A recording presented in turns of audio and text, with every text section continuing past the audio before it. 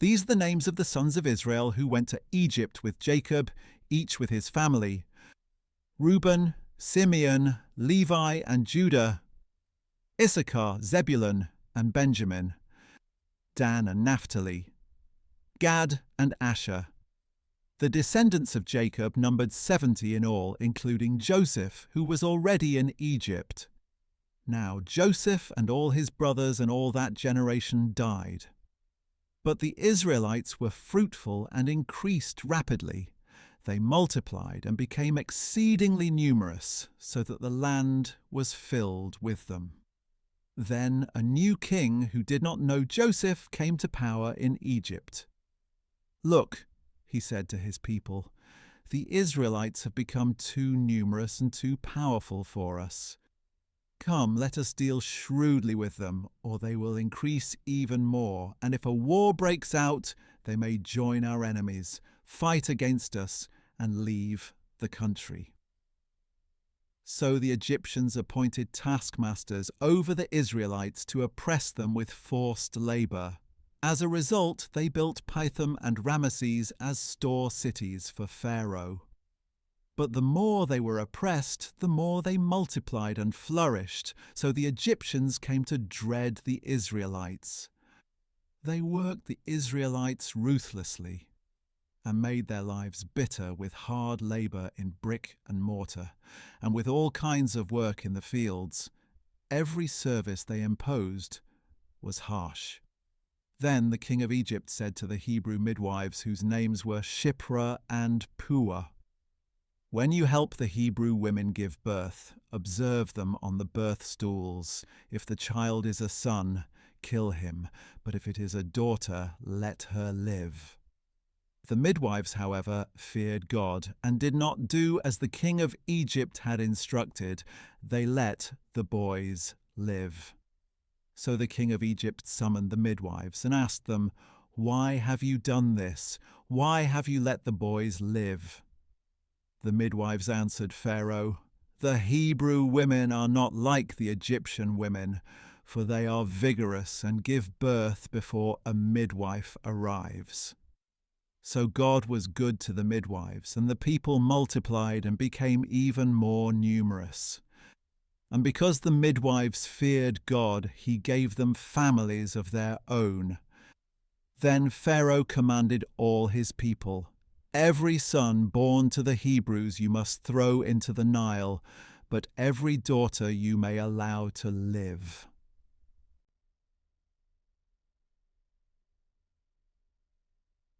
Now a man of the house of Levi married a Levite woman, and she conceived and gave birth to a son.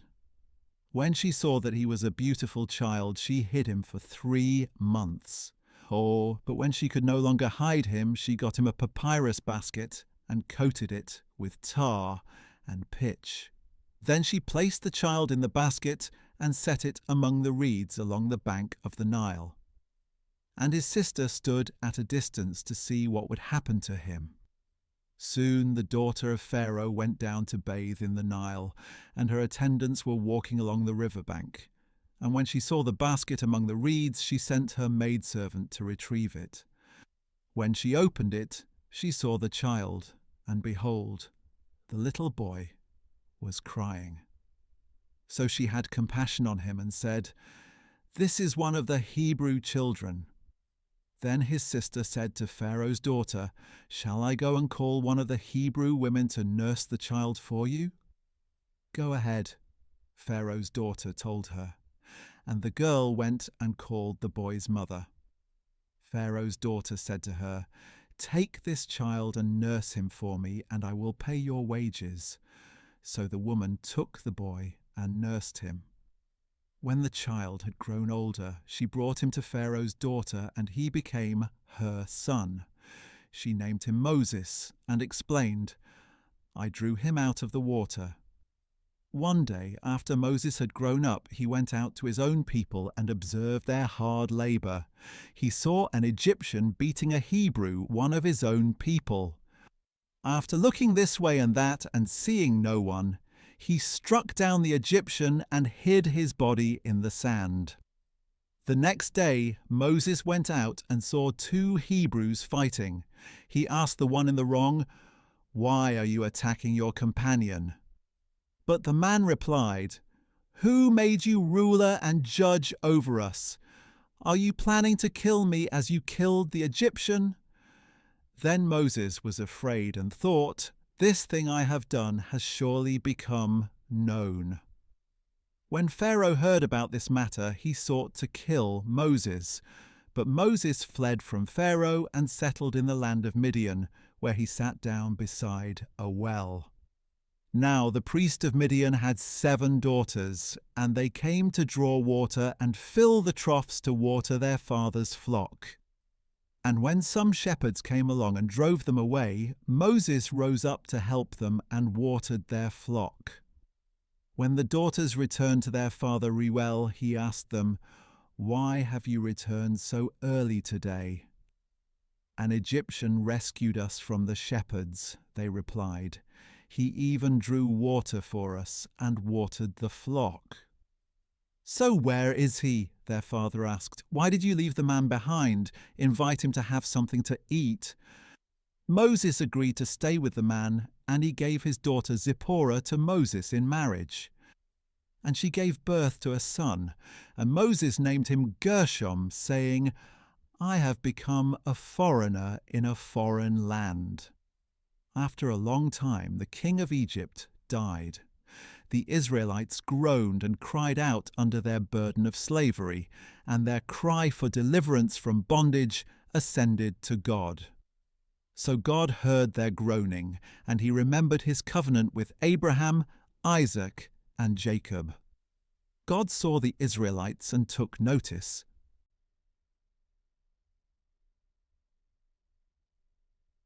Meanwhile, Moses was shepherding the flock of his father-in-law Jethro, the priest of Midian. He led the flock to the far side of the wilderness and came to Horeb, the mountain of God. There the angel of the Lord appeared to him in a blazing fire from within a bush. Moses saw the bush ablaze with fire, but it was not consumed. So Moses thought, "I must go over and see this marvelous sight. Why is the bush not burning up?" When the Lord saw that he had gone over to look, God called out to him from within the bush, "Moses, Moses." "Here I am," he answered. "Do not come any closer," God said. "Take off your sandals, for the place where you are standing is holy ground." Then he said, "I am the God of your father, the God of Abraham, the God of Isaac, and the God of Jacob." At this, Moses hid his face, for he was afraid to look at God. The Lord said, "I have indeed seen the affliction of my people in Egypt. I have heard them crying out because of their oppressors, and I am aware of their sufferings. I have come down to rescue them from the hand of the Egyptians, and to bring them up out of that land to a good and spacious land, a land flowing with milk and honey, the home of the Canaanites, Hittites, Amorites, Perizzites, Hivites, and Jebusites. And now the cry of the Israelites has reached me, and I have seen how severely the Egyptians are oppressing them. Therefore go. I am sending you to Pharaoh to bring my people, the Israelites, out of Egypt." But Moses asked God, "Who am I that I should go to Pharaoh and bring the Israelites out of Egypt?" "I will surely be with you," God said, "and this will be the sign to you that I have sent you. When you have brought the people out of Egypt, all of you will worship God on this mountain." Then Moses asked God, "Suppose I go to the Israelites and say to them, 'The God of your fathers has sent me to you,' and they ask me, 'What is his name?' What should I tell them?"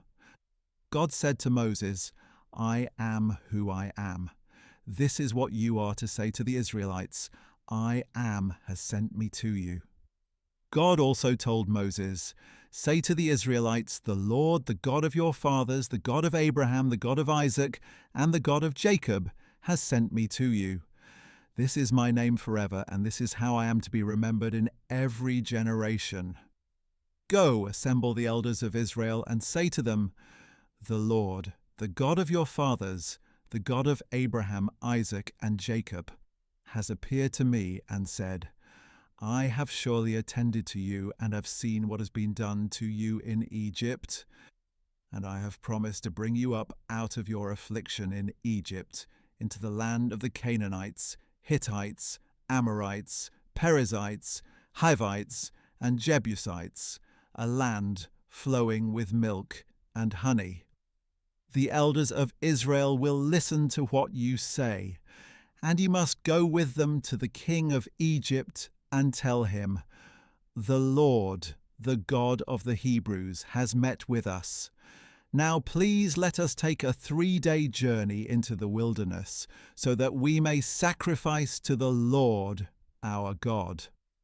But I know that the king of Egypt will not allow you to go unless a mighty hand compels him.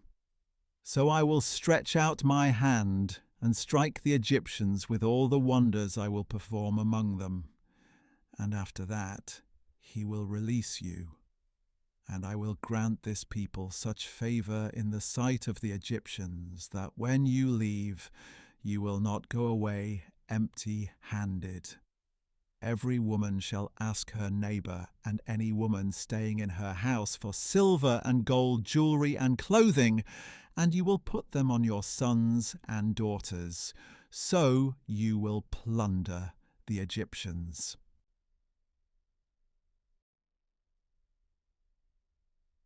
Then Moses answered, What if they do not believe me or listen to my voice? For they may say, The Lord has not appeared to you. And the Lord asked him, What is that in your hand? A staff, he replied. Throw it on the ground, said the Lord. So Moses threw it on the ground, and it became a snake, and he ran from it. Stretch out your hand and grab it by the tail, the Lord said to Moses, who reached out his hand and caught the snake, and it turned back into a staff in his hand. This is so that they may believe that the Lord, the God of their fathers, the God of Abraham, the God of Isaac, and the God of Jacob, has appeared to you. Furthermore, the Lord said to Moses, Put your hand inside your cloak. So he put his hand inside his cloak, and when he took it out, his hand was leprous, white as snow. Put your hand back inside your cloak, said the Lord. So Moses put his hand back inside his cloak, and when he took it out, it was restored, like the rest of his skin. And the Lord said, If they refuse to believe you or heed the witness of the first sign, they may believe that of the second. But if they do not believe even these 2 signs or listen to your voice, take some water from the Nile and pour it on the dry ground. Then the water you take from the Nile will become blood on the ground. Please, Lord, Moses replied, I have never been eloquent, neither in the past nor since you have spoken to your servant, for I am slow of speech and tongue. And the Lord said to him, Who gave man his mouth? Or who makes the mute or the deaf, the sighted or the blind? Is it not I, the Lord? Now go, I will help you as you speak, and I will teach you what to say. But Moses replied, Please, Lord, send someone else. Then the anger of the Lord burned against Moses, and he said, Is not Aaron the Levite your brother? I know that he can speak well, and he is now on his way to meet you. When he sees you, he will be glad in his heart. You are to speak to him and put the words in his mouth. I will help both of you to speak, and I will teach you what to do. He will speak to the people for you. He will be your spokesman, and it will be as if you were God to him. But take this staff in your hand, so you can perform signs with it. Then Moses went back to his father-in-law Jethro and said to him, Please let me return to my brothers in Egypt to see if they are still alive. Go in peace, Jethro replied. Now the Lord had said to Moses in Midian, "Go back to Egypt, for all the men who sought to kill you are dead." So Moses took his wife and sons, put them on a donkey, and headed back to Egypt, and he took the staff of God in his hand. The Lord instructed Moses, "When you go back to Egypt, see that you perform before Pharaoh all the wonders that I have put within your power. But I will harden his heart so that he will not let the people go. Then tell Pharaoh that this is what the Lord says: Israel is my firstborn son. And I told you to let my son go so that he may worship me. But since you have refused to let him go, behold, I will kill your firstborn son." Now, at a lodging place along the way, the Lord met Moses and was about to kill him. But Zipporah took a flint knife, cut off her son's foreskin, and touched it to Moses' feet. "Surely you are a bridegroom of blood to me," she said. So the Lord let him alone. When she said, "bridegroom of blood," she was referring to the circumcision. Meanwhile, the Lord had said to Aaron, "Go and meet Moses in the wilderness." So he went and met Moses at the mountain of God and kissed him. And Moses told Aaron everything the Lord had sent him to say, and all the signs he had commanded him to perform. Then Moses and Aaron went and assembled all the elders of the Israelites. And Aaron relayed everything the Lord had said to Moses. And Moses performed the signs before the people, and they believed. And when they heard that the Lord had attended to the Israelites and had seen their affliction, they bowed down and worshipped.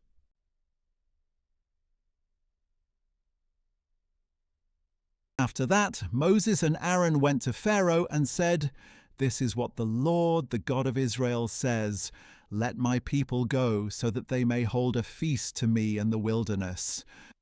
But Pharaoh replied, "Who is the Lord that I should obey his voice and let Israel go? I do not know the Lord, and I will not let Israel go." "The God of the Hebrews has met with us," they answered. "Please let us go on a 3-day journey into the wilderness to sacrifice to the Lord our God, or he may strike us with plagues or with the sword." But the king of Egypt said to them, "Moses and Aaron, why do you draw the people away from their work? Get back to your labor." Pharaoh also said, "Look, the people of the land are now numerous, and you would be stopping them from their labor." That same day, Pharaoh commanded the taskmasters of the people and their foremen, "You shall no longer supply the people with straw for making bricks. They must go and gather their own straw. But require of them the same quota of bricks as before. Do not reduce it, for they are lazy. That is why they are crying out, 'Let us go and sacrifice to our God.' Make the work harder on the men, so they will be occupied and pay no attention to these lies." So the taskmasters and foremen of the people went out and said to them, "This is what Pharaoh says: I am no longer giving you straw. Go and get your own straw wherever you can find it, but your workload will in no way be reduced." So the people scattered all over the land of Egypt to gather stubble for straw. The taskmasters kept pressing them, saying, "Fulfill your quota each day, just as you did when straw was provided." Then the Israelite foremen, whom Pharaoh's taskmasters had set over the people, were beaten and asked, "Why have you not fulfilled your quota of bricks yesterday or today, as you did before?" So the Israelite foreman went and appealed to Pharaoh, "Why are you treating your servants this way? No straw has been given to your servants, yet we are told, 'Make bricks.' Look, your servants are being beaten, but the fault is with your own people." "You are slackers," Pharaoh replied. "Slackers! That is why you keep saying, Let us go and sacrifice to the Lord. Now get to work. You'll be given no straw, yet you must deliver the full quota of bricks." The Israelite foremen realized they were in trouble when they were told, "You must not reduce your daily quota of bricks." When they left Pharaoh, they confronted Moses and Aaron, who stood waiting to meet them.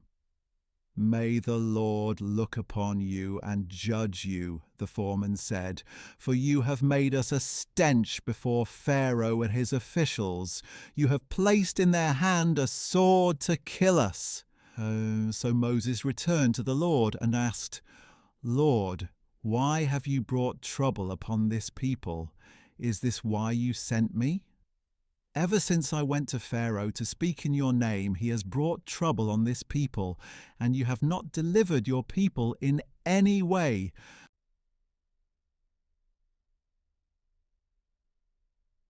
But the Lord said to Moses, "Now you will see what I will do to Pharaoh, for because of my mighty hand he will let the people go, because of my strong hand he will drive them out of his land." God also told Moses, "I am the Lord.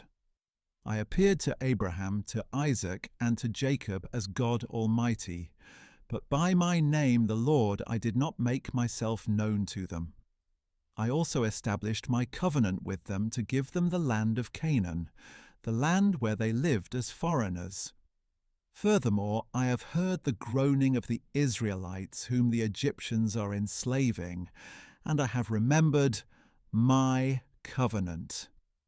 Therefore tell the Israelites, I am the Lord, and I will bring you out from under the yoke of the Egyptians and deliver you from their bondage.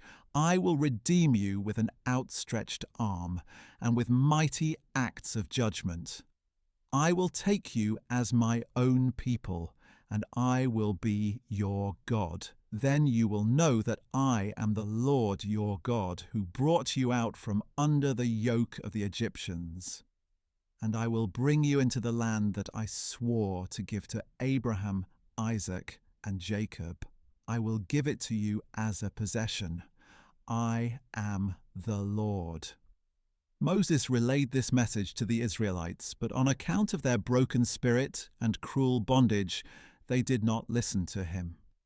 So the Lord said to Moses, "Go and tell Pharaoh, king of Egypt, to let the Israelites go out of his land."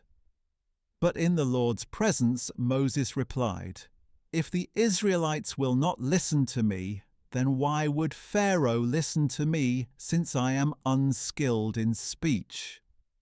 Then the Lord spoke to Moses and Aaron, and gave them a charge concerning both the Israelites and Pharaoh king of Egypt, to bring the Israelites out of the land of Egypt. These were the heads of their fathers' houses. The sons of Reuben, the firstborn of Israel, were Hanok and Palu, Hezron and Carmi.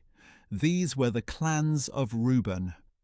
The sons of Simeon were Jemuel, Jamin, Ohad, Yakin, Zohar, and Shaul, the son of a Canaanite woman. These were the clans of Simeon. These were the names of the sons of Levi, according to their records: Gershon, Kohath, and Merari. Levi lived 137 years. The sons of Gershon were Libni and Shimei by their clans. The sons of Kohath were Amram, Izhar, Hebron, and Uzziel. Kohath lived 133 years. The sons of Merari were Mahli and Mushi. These were the clans of the Levites according to their records. And Amram married his father's sister, Jochebed, and she bore him Aaron and Moses. Amram lived 137 years. The sons of Izhar were Korah, Nepheg, and Zichri. The sons of Uzziel were Mishael, Elzaphan, and Sithri. And Aaron married Elisheba, the daughter of Amminadab and sister of Nahshon, and she bore him Nadab and Abihu, Eleazar, and Ithamar. The sons of Korah were Asir, Elkanah, and Abiasaph. These were the clans of the Korahites. Aaron's son Eleazar married one of the daughters of Putiel, and she bore him Phinehas. These were the heads of the Levite families by their clans. It was this Aaron and Moses to whom the Lord said, "Bring the Israelites out of the land of Egypt by their divisions." Moses and Aaron were the ones who spoke to Pharaoh, king of Egypt, in order to bring the Israelites out of Egypt. Now, on the day that the Lord spoke to Moses in Egypt, he said to him, "I am the Lord. Tell Pharaoh, king of Egypt, everything I say to you." But in the Lord's presence Moses replied, "Since I am unskilled in speech, why would Pharaoh listen to me?"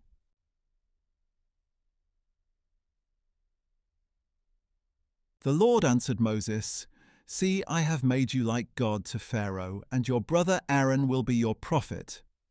You are to speak all that I command you, and your brother Aaron is to tell Pharaoh to let the Israelites go out of his land. But I will harden Pharaoh's heart, and though I will multiply my signs and wonders in the land of Egypt, Pharaoh will not listen to you. Then I will lay my hand on Egypt, and by mighty acts of judgment I will bring the divisions of my people, the Israelites, out of the land of Egypt. And the Egyptians will know that I am the Lord when I stretch out my hand against Egypt and bring the Israelites out from among them." So Moses and Aaron did just as the Lord had commanded them. Moses was 80 years old, and Aaron was 83 when they spoke to Pharaoh. The Lord said to Moses and Aaron, "When Pharaoh tells you, 'Perform a miracle,' you're to say to Aaron, 'Take your staff and throw it down before Pharaoh, and it will become a serpent.'" So Moses and Aaron went to Pharaoh and did just as the Lord had commanded. Aaron threw his staff down before Pharaoh and his officials, and it became a serpent. But Pharaoh called the wise men and sorcerers and magicians of Egypt, and they also did the same things by their magic arts. Each one threw down his staff, and it became a serpent. But Aaron's staff swallowed up the other staffs. Still, Pharaoh's heart was hardened, and he would not listen to them, just as the Lord had said. Then the Lord said to Moses, "Pharaoh's heart is unyielding, he refuses to let the people go. Go to Pharaoh in the morning as you see him walking out to the water. Wait on the bank of the Nile to meet him, and take in your hand the staff that was changed into a snake. Then say to him, 'The Lord, the God of the Hebrews, has sent me to tell you, let my people go so that they may worship me in the wilderness. But until now you have not listened. This is what the Lord says. By this you will know that I am the Lord. Behold, with the staff in my hand I will strike the water of the Nile, and it will turn to blood. The fish in the Nile will die, the river will stink, and the Egyptians will be unable to drink its water." And the Lord said to Moses, "Tell Aaron, take your staff and stretch out your hand over the waters of Egypt, over their rivers and canals and ponds and all the reservoirs, that they may become blood. There will be blood throughout the land of Egypt, even in the vessels of wood and stone." Moses and Aaron did just as the Lord had commanded. In the presence of Pharaoh and his officials, Aaron raised the staff and struck the water of the Nile, and all the water was turned to blood. The fish in the Nile died, and the river smelled so bad that the Egyptians could not drink its water, and there was blood throughout the land of Egypt. But the magicians of Egypt did the same things by their magic arts. So Pharaoh's heart was hardened, and he would not listen to Moses and Aaron, just as the Lord had said. Instead, Pharaoh turned around, went into his palace, and did not take any of this to heart. So all the Egyptians dug around the Nile for water to drink, because they could not drink the water from the river. And 7 full days passed after the Lord had struck the Nile.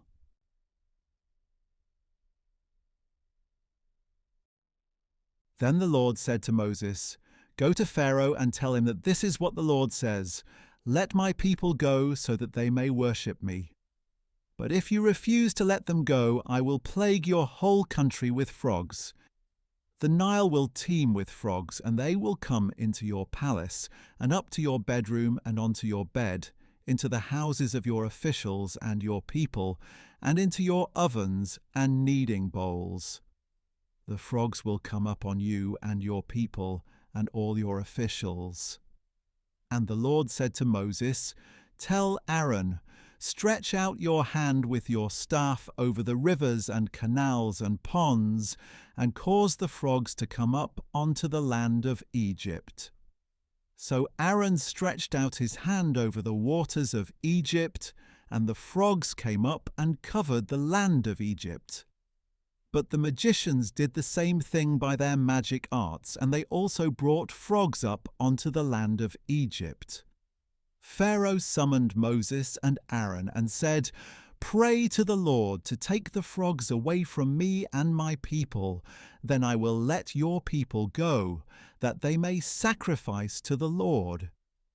Moses said to Pharaoh, "You may have the honor over me.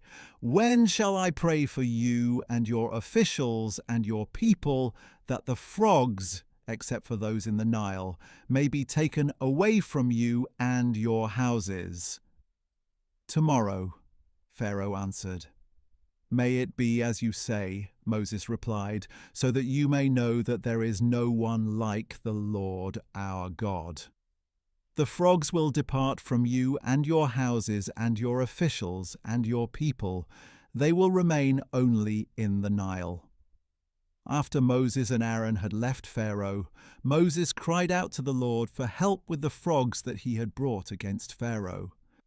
And the Lord did as Moses requested, and the frogs in the houses, the courtyards, and the fields died.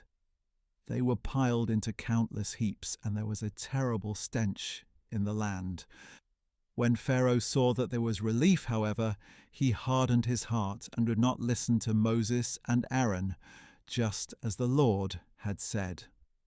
Then the Lord said to Moses, "Tell Aaron, stretch out your staff and strike the dust of the earth, that it may turn into swarms of gnats throughout the land of Egypt."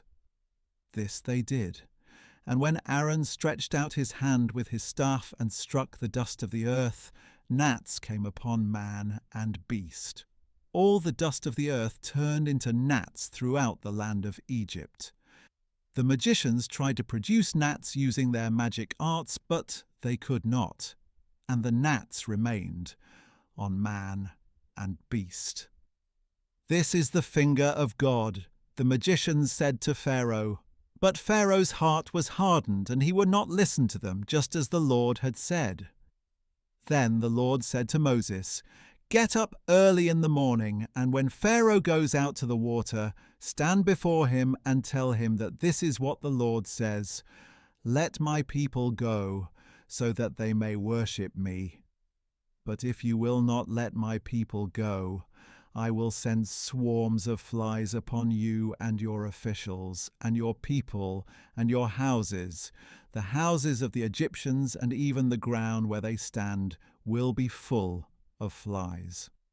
But on that day I will give special treatment to the land of Goshen, where my people live. No swarms of flies will be found there. In this way you will know that I, the Lord, am in the land. I will make a distinction between my people and your people. This sign will take place tomorrow." And the Lord did so. Thick swarms of flies poured into Pharaoh's palace and into the houses of his officials. Throughout Egypt, the land was ruined by swarms of flies. Then Pharaoh summoned Moses and Aaron and said, "Go, sacrifice to your God within this land." But Moses replied, "It would not be right to do that, because the sacrifices we offer to the Lord our God would be detestable to the Egyptians. If we offer sacrifices that are detestable before the Egyptians, will they not stone us? We must make a 3-day journey into the wilderness and sacrifice to the Lord our God as he commands us." Pharaoh answered, "I will let you go and sacrifice to the Lord your God in the wilderness, but you must not go very far. Now pray for me." "As soon as I leave you," Moses said, "I will pray to the Lord so that tomorrow the swarms of flies will depart from Pharaoh and his officials and his people. But Pharaoh must not act deceitfully again by refusing to let the people go and sacrifice to the Lord." Then Moses left Pharaoh and prayed to the Lord. And the Lord did as Moses requested. He removed the swarms of flies from Pharaoh and his officials and his people. Not one fly remained.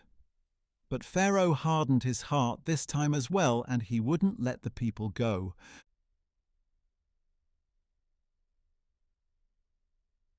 Then the Lord said to Moses, "Go to Pharaoh and tell him that this is what the Lord, the God of the Hebrews, says.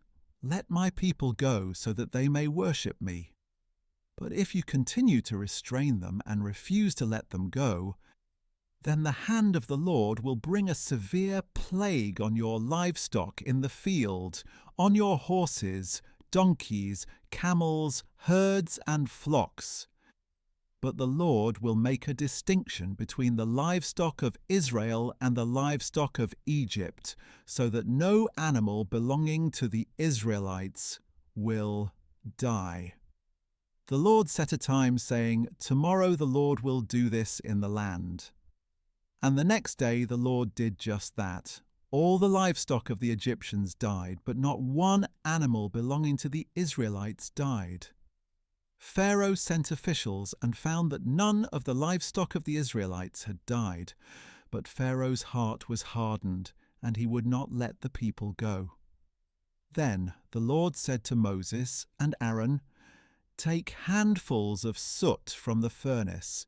In the sight of Pharaoh, Moses is to toss it into the air.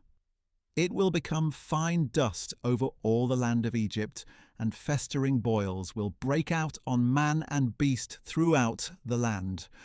So they took soot from the furnace and stood before Pharaoh.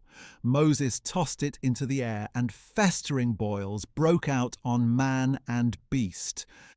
The magicians could not stand before Moses because the boils had broken out on them and on all the Egyptians. But the Lord hardened Pharaoh's heart, and he would not listen to them, just as the Lord had said to Moses. Then the Lord said to Moses, "Get up early in the morning, stand before Pharaoh, and tell him that this is what the Lord, the God of the Hebrews, says. Let my people go so that they may worship me. Otherwise I will send all my plagues against you and your officials and your people, so you may know that there is no one like me in all the earth." For by this time I could have stretched out my hand and struck you and your people with a plague to wipe you off the earth. But I have raised you up for this very purpose, that I might display my power to you, and that my name might be proclaimed in all the earth. Still, you lord it over my people, and do not allow them to go. Behold, at this time tomorrow I will rain down the worst hail that has ever fallen on Egypt, from the day it was founded until now. So give orders now to shelter your livestock and everything you have in the field. Every man or beast that remains in the field and is not brought inside will die when the hail comes down upon them." Those among Pharaoh's officials who feared the word of the Lord hurried to bring their servants and livestock to shelter. But those who disregarded the word of the Lord left their servants and livestock in the field. Then the Lord said to Moses, "Stretch out your hand toward heaven, so that hail may fall on all the land of Egypt, on man and beast, and every plant of the field throughout the land of Egypt." So Moses stretched out his staff toward heaven, and the Lord sent thunder and hail, and lightning struck the earth. So the Lord rained down hail upon the land of Egypt. The hail fell, and the lightning continued flashing through it. The hail was so severe that nothing like it had ever been seen in all the land of Egypt from the time it became a nation. Throughout the land of Egypt, the hail struck down everything in the field, both man and beast. It beat down every plant of the field and stripped every tree. The only place where it did not hail was in the land of Goshen, where the Israelites lived. Then Pharaoh summoned Moses and Aaron. "This time I have sinned," he said. "The Lord is righteous, and I and my people are wicked. Pray to the Lord, for there has been enough of God's thunder and hail. I will let you go. You do not need to stay any longer." Moses said to him, "When I have left the city, I will spread out my hands to the Lord. The thunder will cease, and there will be no more hail, so that you may know that the earth is the Lord's. But as for you and your officials, I know that you still do not fear the Lord our God." Now the flax and barley were destroyed, since the barley was ripe and the flax was in bloom. But the wheat and spelt were not destroyed, because they are late crops. Then Moses departed from Pharaoh, went out of the city, and spread out his hands to the Lord. The thunder and hail ceased, and the rain no longer poured down on the land. When Pharaoh saw that the rain and hail and thunder had ceased, he sinned again and hardened his heart, he and his officials. So Pharaoh's heart was hardened, and he would not let the Israelites go, just as the Lord had said through Moses.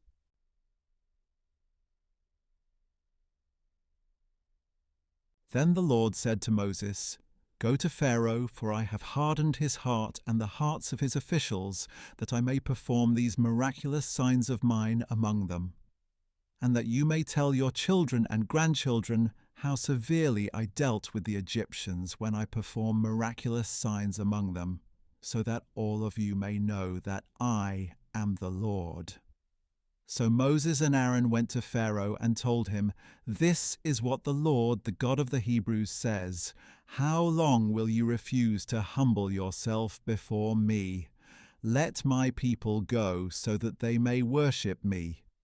But if you refuse to let my people go, I will bring locusts into your territory tomorrow. They will cover the face of the land so that no one can see it.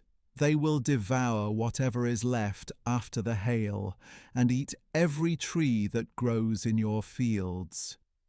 They will fill your houses and the houses of all your officials and every Egyptian, something neither your fathers nor your grandfathers have seen since the day they came into this land."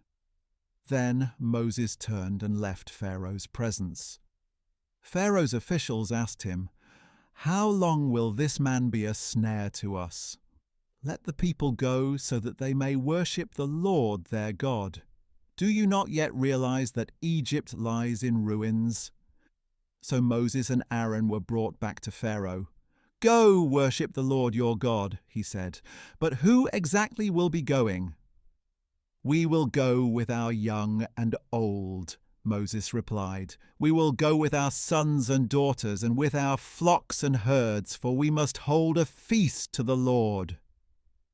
Then Pharaoh told them, "May the Lord be with you if I ever let you go with your little ones. Clearly you are bent on evil. No, only the men may go and worship the Lord, since that is what you have been requesting." And Moses and Aaron were driven from Pharaoh's presence. Then the Lord said to Moses, "Stretch out your hand over the land of Egypt, so that the locusts may swarm over it and devour every plant in the land, everything that the hail has left behind." So Moses stretched out his staff over the land of Egypt, and throughout that day and night the Lord sent an east wind across the land. By morning, the east wind had brought the locusts. The locusts swarmed across the land and settled over the entire territory of Egypt. Never before had there been so many locusts, and never again will there be. They covered the face of all the land until it was black, and they consumed all the plants on the ground and all the fruit on the trees that the hail had left behind. Nothing green was left on any tree or plant in all the land of Egypt. Pharaoh quickly summoned Moses and Aaron and said, "I have sinned against the Lord your God and against you. Now please forgive my sin once more and appeal to the Lord your God, that he may remove this death from me." So Moses left Pharaoh's presence and appealed to the Lord. And the Lord changed the wind to a very strong west wind that carried off the locusts and blew them into the Red Sea. Not a single locust remained anywhere in Egypt. But the Lord hardened Pharaoh's heart, and he would not let the Israelites go. Then the Lord said to Moses, "Stretch out your hand toward heaven, so that darkness may spread over the land of Egypt, a palpable darkness." So Moses stretched out his hand toward heaven, and total darkness covered all the land of Egypt for 3 days. No one could see anyone else, and for 3 days no one left his place. Yet all the Israelites had light in their dwellings. Then Pharaoh summoned Moses and said, "Go worship the Lord. Even your little ones may go with you. Only your flocks and herds must stay behind." But Moses replied, "You must also provide us with sacrifices and burnt offerings to present to the Lord our God. Even our livestock must go with us. Not a hoof will be left behind, for we will need some of them to worship the Lord our God. And we will not know how we are to worship the Lord until we arrive." But the Lord hardened Pharaoh's heart, and he was unwilling to let them go. "Depart from me," Pharaoh said to Moses. "Make sure you never see my face again, for on the day you see my face, you will die." "As you say," Moses replied, "I will never see your face again."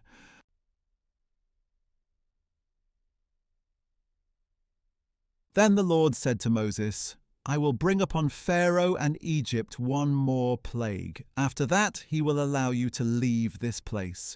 And when he lets you go, he will drive you out completely. Now announce to the people that men and women alike should ask their neighbors for articles of silver and gold." And the Lord gave the people favor in the sight of the Egyptians. Moreover, Moses himself was highly regarded in Egypt by Pharaoh's officials and by the people. So Moses declared, "This is what the Lord says. About midnight I will go throughout Egypt, and every firstborn son in the land of Egypt will die, from the firstborn of Pharaoh who sits on his throne to the firstborn of the servant girl behind the handmill, as well as the firstborn of all the cattle. Then a great cry will go out over all the land of Egypt. Such an outcry has never been heard before, and will never be heard again. But among all the Israelites not even a dog will snarl at man or beast. Then you will know that the Lord makes a distinction between Egypt and Israel. And all these officials of yours will come and bow before me, saying, 'Go, you and all the people who follow you.' After that I will depart." And hot with anger, Moses left Pharaoh's presence. The Lord said to Moses, "Pharaoh will not listen to you, so that my wonders may be multiplied in the land of Egypt." Moses and Aaron did all these wonders before Pharaoh, but the Lord hardened Pharaoh's heart so that he would not let the Israelites go out of his land.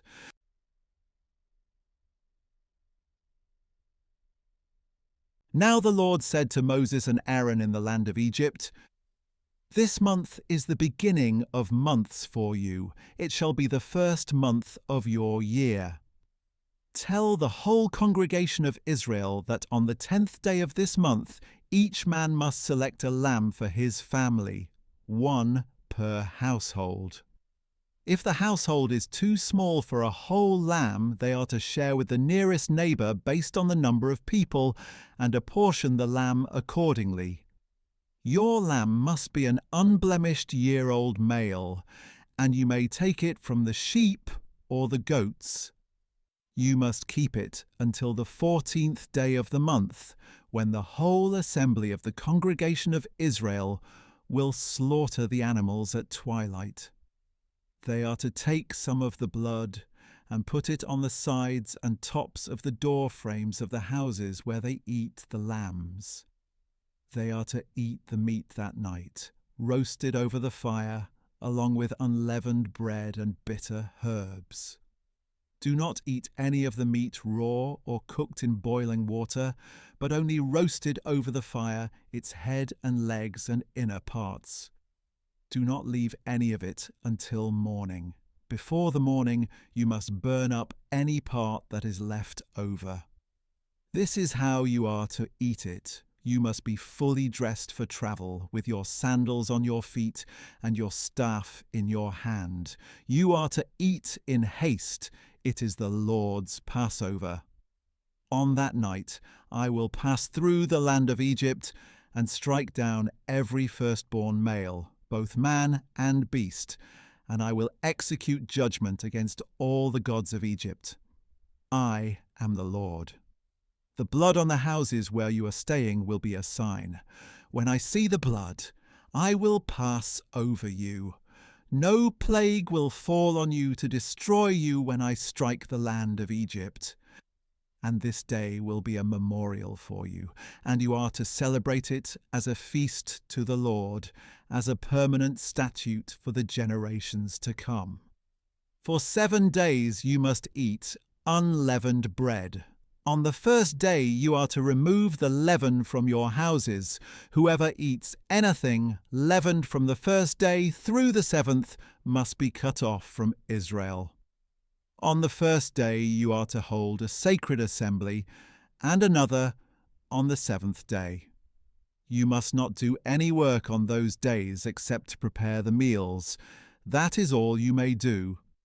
So you are to keep the feast of unleavened bread, for on this very day I brought your divisions out of the land of Egypt.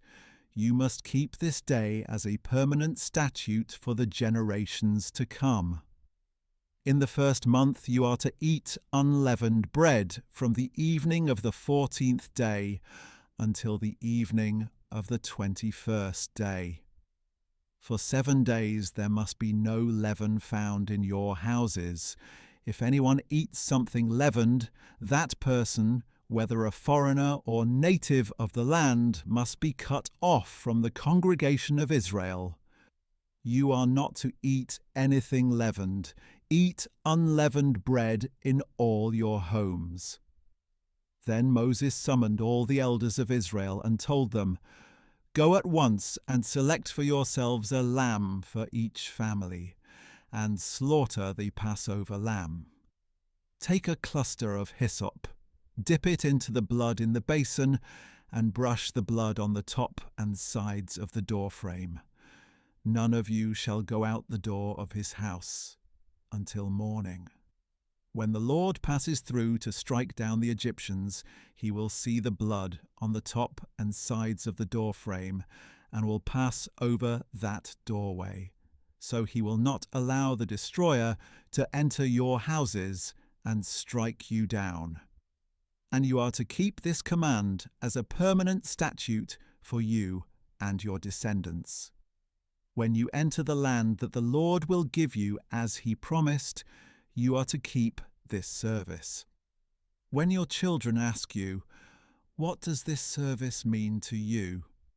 You are to reply, It is the Passover sacrifice to the Lord, who passed over the houses of the Israelites in Egypt when he struck down the Egyptians and spared our homes. Then the people bowed down and worshipped. And the Israelites went and did just what the Lord had commanded Moses and Aaron. Now at midnight the Lord struck down every firstborn male in the land of Egypt, from the firstborn of Pharaoh, who sat on his throne, to the firstborn of the prisoner in the dungeon, as well as all the firstborn among the livestock. During the night Pharaoh got up, he and all his officials and all the Egyptians, and there was loud wailing in Egypt, for there was no house without someone dead. Then Pharaoh summoned Moses and Aaron by night and said, "Get up, leave my people, both you and the Israelites. Go, worship the Lord as you have requested. Take your flocks and herds as well, just as you have said, and depart, and bless me also." And in order to send them out of the land quickly, the Egyptians urged the people on. For otherwise, they said, "We are all going to die." So the people took their dough before it was leavened, carrying it on their shoulders in kneading bowls wrapped in clothing. Furthermore, the Israelites acted on Moses' word and asked the Egyptians for articles of silver and gold and for clothing. And the Lord gave the people such favour in the sight of the Egyptians that they granted their request. In this way they plundered the Egyptians. The Israelites journeyed from Ramesses to Succoth with about 600,000 men on foot, besides women and children. And a mixed multitude also went up with them, along with great droves of livestock, both flocks and herds. Since their dough had no leaven, the people baked what they had brought out of Egypt into unleavened loaves. For when they had been driven out of Egypt, they could not delay and had not prepared any provisions for themselves. Now the duration of the Israelites' stay in Egypt was 430 years. At the end of the 430 years, to the very day, all the Lord's divisions went out of the land of Egypt. Because the Lord kept a vigil that night to bring them out of the land of Egypt, this same night is to be a vigil to the Lord, to be observed by all the Israelites for the generations to come. And the Lord said to Moses and Aaron, "This is the statute of the Passover. No foreigner is to eat of it. But any slave who has been purchased may eat of it after you have circumcised him. A temporary resident or hired hand shall not eat the Passover. It must be eaten inside one house. You're not to take any of the meat outside the house, and you may not break any of the bones. The whole congregation of Israel must celebrate it. If a foreigner resides with you and wants to celebrate the Lord's Passover, all the males in the household must be circumcised. Then he may come near to celebrate it, and he shall be like a native of the land. But no uncircumcised man may eat of it. The same law shall apply to both the native and the foreigner who resides among you." Then all the Israelites did this. They did just as the Lord had commanded Moses and Aaron. And on that very day the Lord brought the Israelites out of the land of Egypt by their divisions.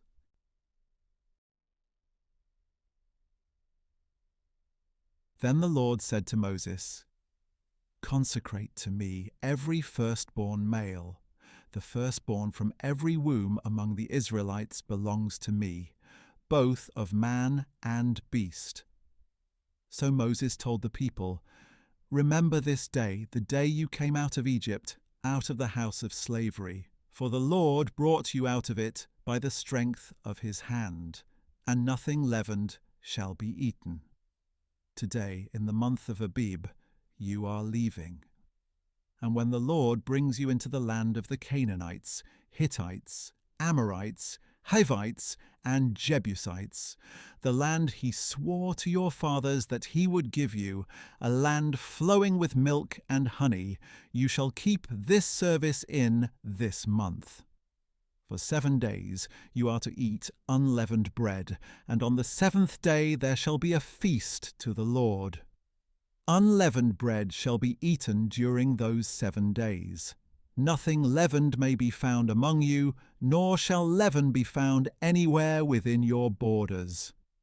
And on that day you are to explain to your son, "This is because of what the Lord did for me when I came out of Egypt." It shall be a sign for you on your hand and a reminder on your forehead that the law of the Lord is to be on your lips.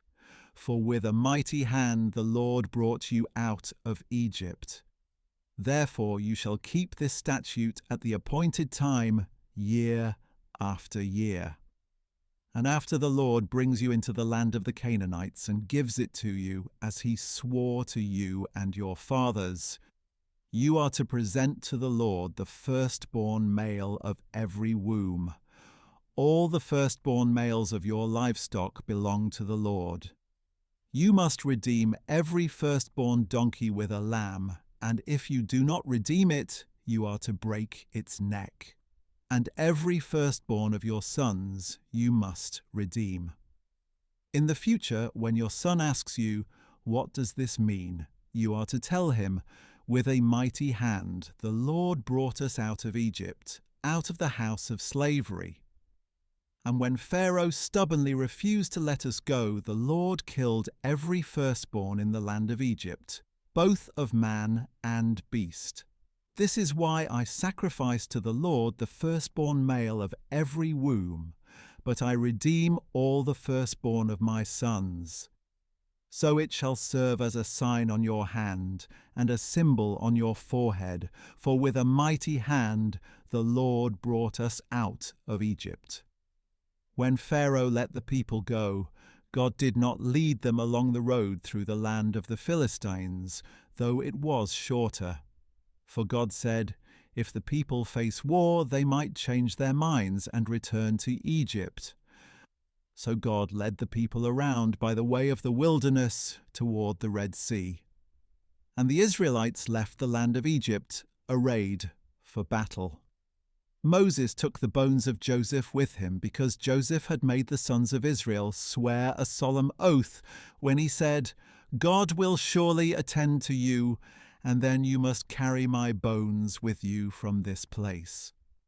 They set out from Succoth and camped at Etham on the edge of the wilderness.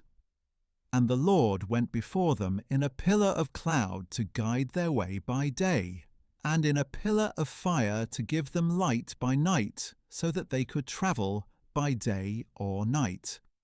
Neither the pillar of cloud by day nor the pillar of fire by night left its place before the people.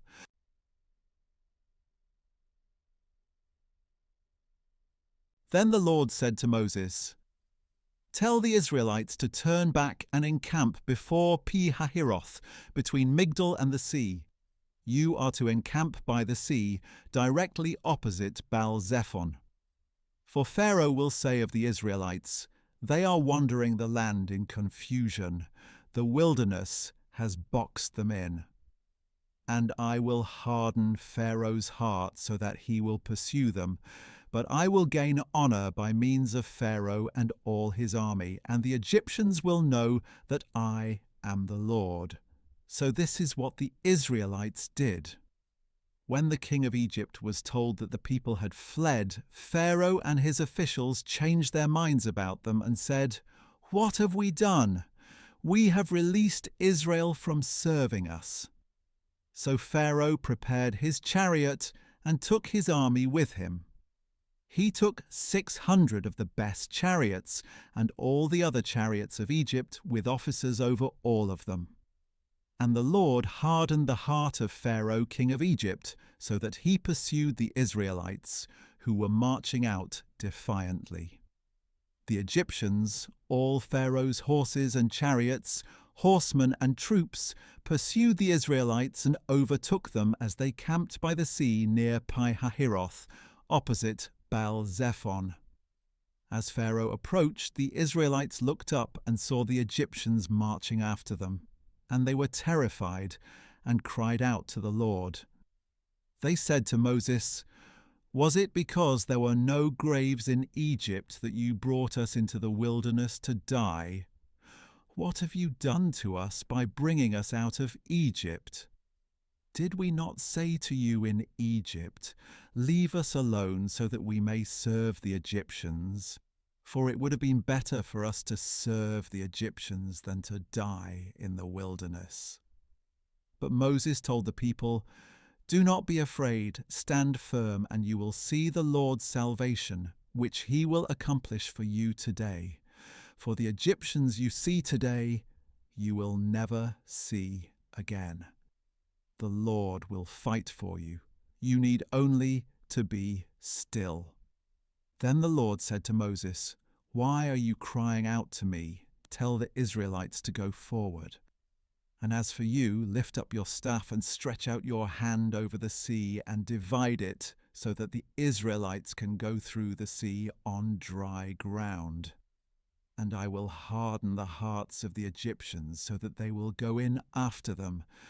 Then I will gain honor by means of Pharaoh and all his army and chariots and horsemen.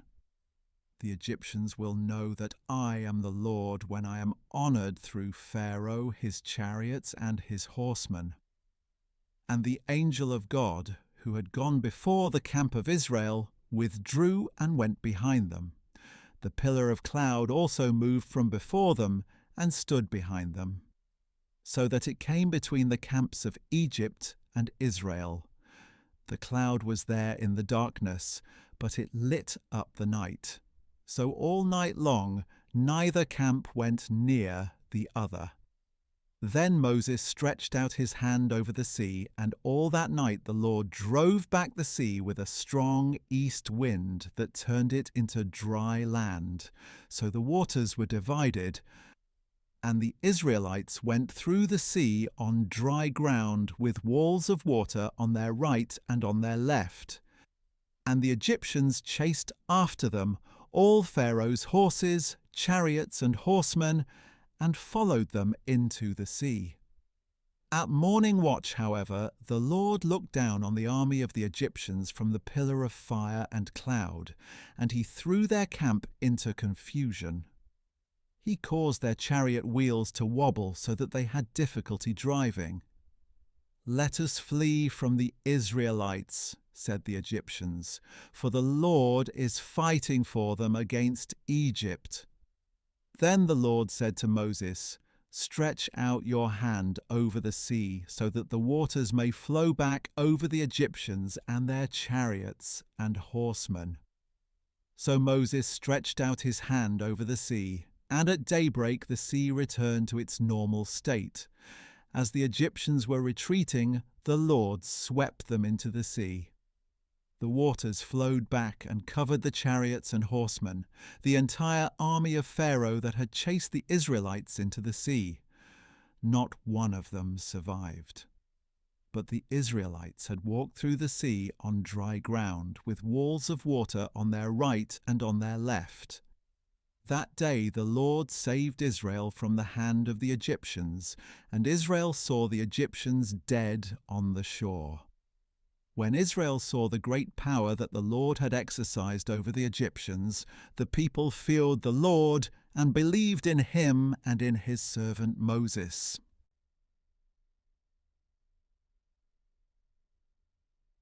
Then Moses and the Israelites sang this song to the Lord. "I will sing to the Lord, for he is highly exalted. The horse and rider he has thrown into the sea. The Lord is my strength and my song, and he has become my salvation. He is my God, and I will praise him, my father's God, and I will exalt him. The Lord is a warrior, the Lord is his name. Pharaoh's chariots and army he has cast into the sea. The finest of his officers are drowned in the Red Sea. The depths have covered them. They sank there like a stone. Your right hand, O Lord, is majestic in power. Your right hand, O Lord, has shattered the enemy. You overthrew your adversaries by your great majesty. You unleashed your burning wrath. It consumed them like stubble. At the blast of your nostrils the waters piled up. Like a wall the current stood firm. The depths congealed in the heart of the sea. The enemy declared, I will pursue, I will overtake, I will divide the spoils, I will gorge myself on them, I will draw my sword, my hand will destroy them. But you blew with your breath, and the sea covered them. They sank like lead in the mighty waters. Who among the gods is like you, O Lord? Who is like you, majestic in holiness, revered with praises, performing wonders? You stretched out your right hand, and the earth swallowed them up. With loving devotion you will lead the people you have redeemed. With your strength you will guide them to your holy dwelling. The nations will hear and tremble. Anguish will grip the dwellers of Philistia. Then the chiefs of Edom will be dismayed. Trembling will seize the leaders of Moab. Those who dwell in Canaan will melt away, and terror and dread will fall on them. By the power of your arm they will be as still as a stone until your people pass by, O Lord, until the people you have bought pass by. You will bring them in and plant them on the mountain of your inheritance, the place, O Lord, you have prepared for your dwelling, the sanctuary, O Lord, your hands have established. The Lord will reign forever and ever. For when Pharaoh's horses, chariots, and horsemen went into the sea, the Lord brought the waters of the sea back over them. But the Israelites walked through the sea on dry ground. Then Miriam the prophetess, Aaron's sister, took a tambourine in her hand, and all the women followed her with tambourines and dancing. And Miriam sang back to them, Sing to the Lord, for he is highly exalted. The horse and rider he has thrown into the sea. Then Moses led Israel from the Red Sea, and they went out into the desert of Shur.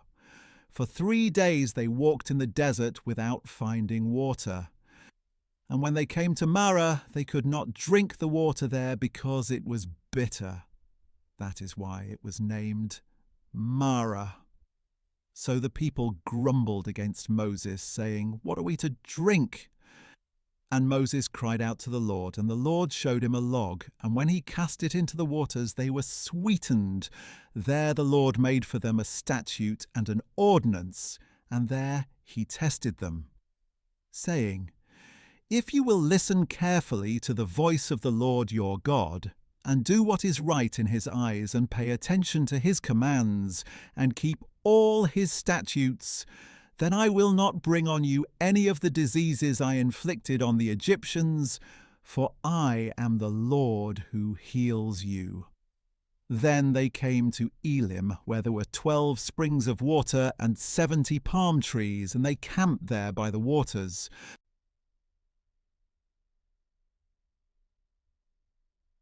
On the 15th day of the 2nd month after they had left the land of Egypt, the whole congregation of Israel set out from Elim and came to the desert of Sin, which is between Elim and Sinai. And there in the desert, the whole congregation of Israel grumbled against Moses and Aaron. If only we had died by the Lord's hand in the land of Egypt, they said. There we sat by pots of meat and ate our fill of bread, but you have brought us into this desert to starve this whole assembly to death. Then the Lord said to Moses, Behold, I will rain down bread from heaven for you. Each day the people are to go out and gather enough for that day. In this way I will test whether or not they will follow my instructions. Then on the 6th day, when they prepare what they bring in, it will be twice as much as they gather on the other days.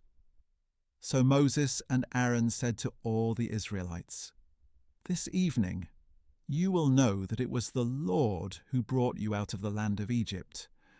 And in the morning you will see the Lord's glory, because he has heard your grumbling against him. For who are we that you should grumble against us? And Moses added, "The Lord will give you meat to eat this evening, and bread to fill you in the morning, for he has heard your grumbling against him. Who are we? Your grumblings are not against us, but against the Lord." Then Moses said to Aaron, "Tell the whole congregation of Israel, come before the Lord, for he has heard your grumbling." And as Aaron was speaking to the whole congregation of Israel, they looked toward the desert, and there in a cloud the glory of the Lord appeared. Then the Lord said to Moses, "I have heard the grumbling of the Israelites. Tell them, at twilight you will eat meat, and in the morning you will be filled with bread. Then you will know that I am the Lord your God." That evening quail came and covered the camp, and in the morning there was a layer of dew around the camp. When the layer of dew had evaporated, there were thin flakes on the desert floor, as fine as frost on the ground. When the Israelites saw it, they asked one another, "What is it?" For they didn't know what it was. So Moses told them, "It is the bread that the Lord has given you to eat. This is what the Lord has commanded. Each one is to gather as much as he needs. You may take an omer for each person in your tent." So the Israelites did this. Some gathered more and some less. When they measured it by the omer, he who gathered much had no excess, and he who gathered little had no shortfall. Each one gathered as much as he needed to eat. Then Moses said to them, "No one may keep any of it until morning." But they did not listen to Moses. Some people left part of it until morning, and it became infested with maggots and began to smell. So Moses was angry with them. Every morning each one gathered as much as was needed, and when the sun grew hot, it melted away. On the 6th day they gathered twice as much food, 2 omers per person, and all the leaders of the congregation came and reported this to Moses. He told them, "This is what the Lord has said. Tomorrow is to be a day of complete rest, a holy Sabbath to the Lord. So bake what you want to bake, and boil what you want to boil. Then set aside whatever remains and keep it until morning." So they set it aside until morning, as Moses had commanded, and it did not smell or contain any maggots. "Eat it today," Moses said, "because today is a Sabbath to the Lord. Today you will not find anything in the field. For 6 days you may gather, but on the 7th day, the Sabbath, it will not be there." Yet on the 7th day some of the people went out to gather, but they did not find anything. Then the Lord said to Moses, "How long will you refuse to keep my commandments and instructions? Understand that the Lord has given you the Sabbath. That is why on the 6th day he will give you bread for 2 days. On the 7th day everyone must stay where he is. No one may leave his place." So the people rested on the 7th day. Now the house of Israel called the bread manna. It was white like coriander seed and tasted like wafers made with honey. Moses said, "This is what the Lord has commanded. Keep an omer of manna for the generations to come, so that they may see the bread I fed you in the wilderness when I brought you out of the land of Egypt." So Moses told Aaron, "Take a jar and fill it with an omer of manna. Then place it before the Lord to be preserved for the generations to come." And Aaron placed it in front of the testimony to be preserved, just as the Lord had commanded Moses. The Israelites ate manna 40 years until they came to a land where they could settle. They ate manna until they reached the border of Canaan. Now an omer is 1/10 of an ephah.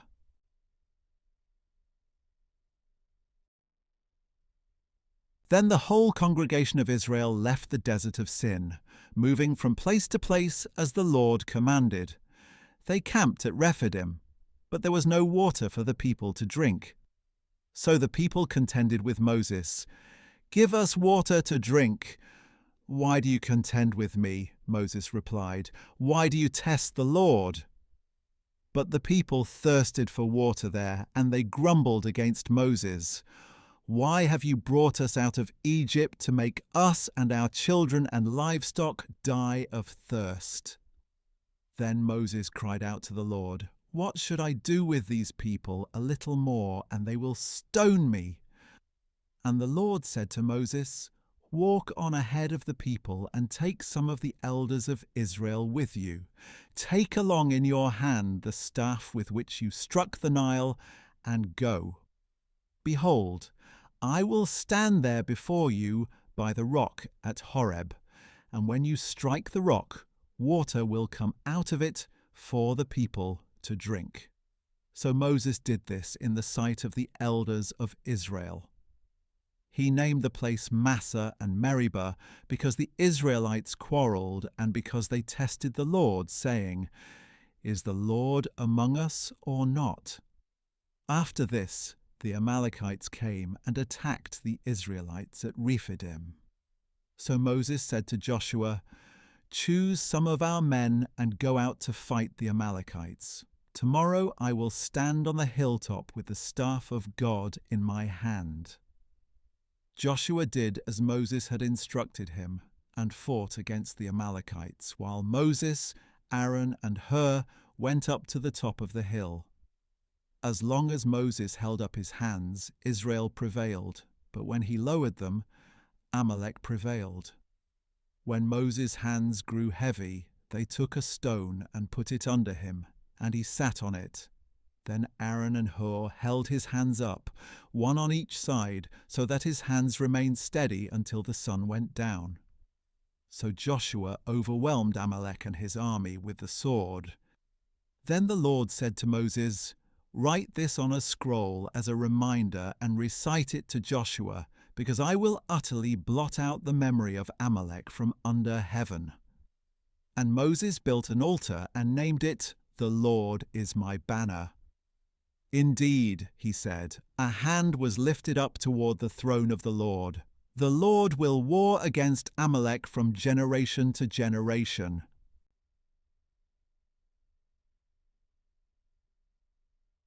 Now Moses' father-in-law Jethro, the priest of Midian, heard about all that God had done for Moses and his people Israel, and how the Lord had brought Israel out of Egypt.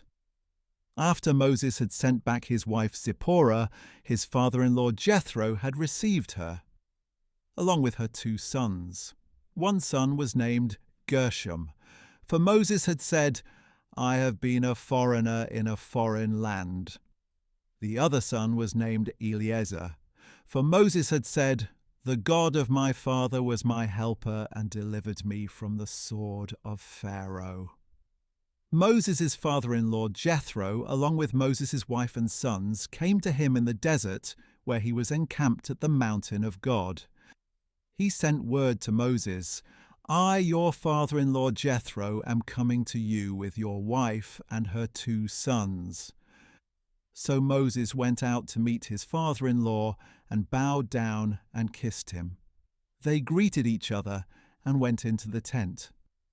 Then Moses recounted to his father-in-law all that the Lord had done to Pharaoh and the Egyptians for Israel's sake, all the hardships they had encountered along the way, and how the Lord had delivered them. And Jethro rejoiced over all the good things the Lord had done for Israel, whom he had rescued from the hand of the Egyptians. Jethro declared, "Blessed be the Lord, who has delivered you from the hand of the Egyptians and of Pharaoh, and who has delivered the people from the hand of the Egyptians. Now I know that the Lord is greater than all other gods, for he did this when they treated Israel with arrogance." Then Moses' father-in-law Jethro brought a burnt offering and sacrifices to God, and Aaron came with all the elders of Israel to eat bread with Moses' father-in-law in the presence of God. The next day Moses took his seat to judge the people, and they stood around him from morning until evening. When his father-in-law saw all that Moses was doing for the people, he asked, "What is this that you are doing for the people? Why do you sit alone as judge, with all the people standing around you from morning till evening?" "Because the people come to me to inquire of God," Moses replied. "Whenever they have a dispute, it is brought to me to judge between one man and another, and I make known to them the statutes and laws of God." But Moses' father-in-law said to him, "What you are doing is not good. Surely you and these people with you will wear yourselves out because the task is too heavy for you. You cannot handle it alone. Now listen to me. I will give you some advice, and may God be with you. You must be the people's representative before God and bring their causes to Him. Teach them the statutes and laws and show them the way to live and the work they must do. Furthermore, select capable men from among the people, God-fearing, trustworthy men who are averse to dishonest gain. Appoint them over the people as leaders of thousands, of hundreds, of fifties, and of tens. Have these men judge the people at all times. Then they can bring you any major issue, but all minor cases they can judge on their own so that your load may be lightened as they share it with you. If you follow this advice and God so directs you, then you will be able to endure, and all these people can go home in peace." Moses listened to his father-in-law and did everything he said. So Moses chose capable men from all Israel and made them heads over the people as leaders of thousands, of hundreds, of fifties, and of tens. And they judged the people at all times. They would bring the difficult cases to Moses, but any minor issue they would judge themselves. Then Moses sent his father-in-law on his way, and Jethro returned to his own land.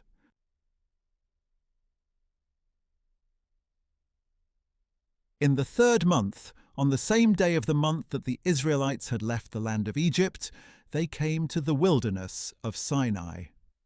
After they had set out from Rephidim, they entered the wilderness of Sinai, and Israel camped there in front of the mountain. Then Moses went up to God, and the Lord called to him from the mountain, "This is what you are to tell the house of Jacob, and explain to the sons of Israel. You have seen for yourselves what I did to Egypt, and how I carried you on eagle's wings and brought you to myself. Now, if you will indeed obey my voice and keep my covenant, you will be my treasured possession out of all the nations, for the whole earth is mine. And unto me you shall be a kingdom of priests and a holy nation. These are the words that you are to speak to the Israelites." So Moses went back and summoned the elders of the people and set before them all these words that the Lord had commanded him. And all the people answered together, "We will do everything that the Lord has spoken." So Moses brought their words back to the Lord. The Lord said to Moses, "Behold, I will come to you in a dense cloud so that the people will hear when I speak with you, and they will always put their trust in you." And Moses relayed to the Lord what the people had said. Then the Lord said to Moses, "Go to the people and consecrate them today and tomorrow. They must wash their clothes and be prepared by the 3rd day, for on the 3rd day the Lord will come down on Mount Sinai in the sight of all the people. And you are to set up a boundary for the people around the mountain and tell them, 'Be careful not to go up on the mountain or touch its base. Whoever touches the mountain shall surely be put to death. No hand shall touch him, but he shall surely be stoned or shot with arrows. Whether man or beast, he must not live. Only when the ram's horn sounds a long blast may they approach the mountain.'" When Moses came down from the mountain to the people, he consecrated them, and they washed their clothes. "Be prepared for the third day," he said to the people. "Do not draw near to a woman." On the third day, when morning came, there was thunder and lightning.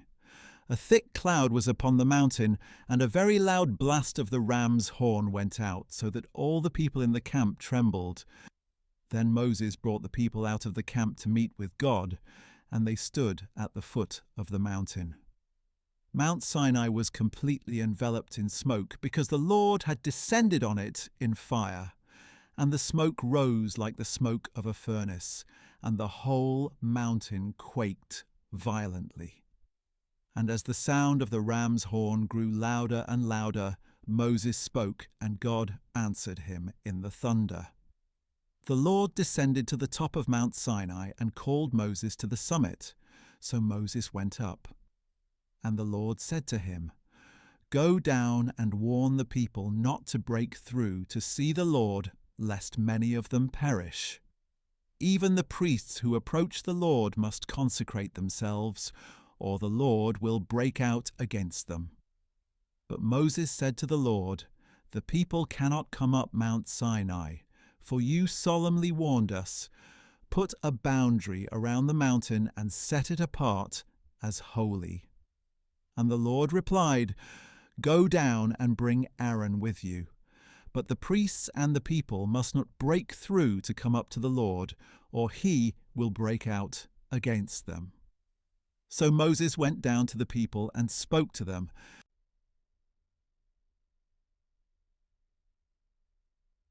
And God spoke all these words: "I am the Lord your God, who brought you out of the land of Egypt, out of the house of slavery. You shall have no other gods before me. You shall not make for yourself an idol in the form of anything in the heavens above, on the earth below, or in the waters beneath. You shall not bow down to them or worship them, for I, the Lord your God, am a jealous God, visiting the iniquity of the fathers on their children to the third and fourth generations of those who hate me, but showing loving devotion to 1,000 generations of those who love me and keep my commandments. You shall not take the name of the Lord your God in vain, for the Lord will not leave anyone unpunished who takes his name in vain. Remember the Sabbath day by keeping it holy. 6 days you shall labor and do all your work. But the seventh day is a Sabbath to the Lord your God, on which you must not do any work, neither you nor your son or daughter, nor your manservant or maidservant or livestock, nor the foreigner within your gates. For in 6 days the Lord made the heavens and the earth and the sea and all that is in them, but on the seventh day he rested. Therefore the Lord blessed the Sabbath day and set it apart as holy. Honor your father and mother, so that your days may be long in the land that the Lord your God is giving you. You shall not murder. You shall not commit adultery. You shall not steal. You shall not bear false witness against your neighbor. You shall not covet your neighbor's house. You shall not covet your neighbor's wife, or his manservant or maidservant, or his ox or donkey, or anything that belongs to your neighbor. When all the people witnessed the thunder and lightning, the sounding of the ram's horn, and the mountain enveloped in smoke, they trembled and stood at a distance. "Speak to us yourself, and we will listen," they said to Moses. "But do not let God speak to us, or we will die." "Do not be afraid," Moses replied, "for God has come to test you, so that the fear of him may be before you, to keep you from sinning." And the people stood at a distance as Moses approached the thick darkness where God was. Then the Lord said to Moses, "This is what you are to tell the Israelites. You have seen for yourselves that I have spoken to you from heaven. You are not to make any gods alongside me. You are not to make for yourselves gods of silver or gold. You are to make for me an altar of earth, and sacrifice on it your burnt offerings and peace offerings, your sheep and goats and cattle. In every place where I cause my name to be remembered, I will come to you and bless you. Now, if you make an altar of stones for me, you must not build it with stones shaped by tools, for if you use a chisel on it, you will defile it. And you must not go up to my altar on steps, lest your nakedness be exposed on it.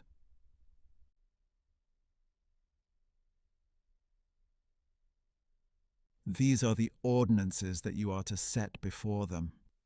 If you buy a Hebrew servant, he is to serve you for 6 years, but in the 7th year he shall go free without paying anything.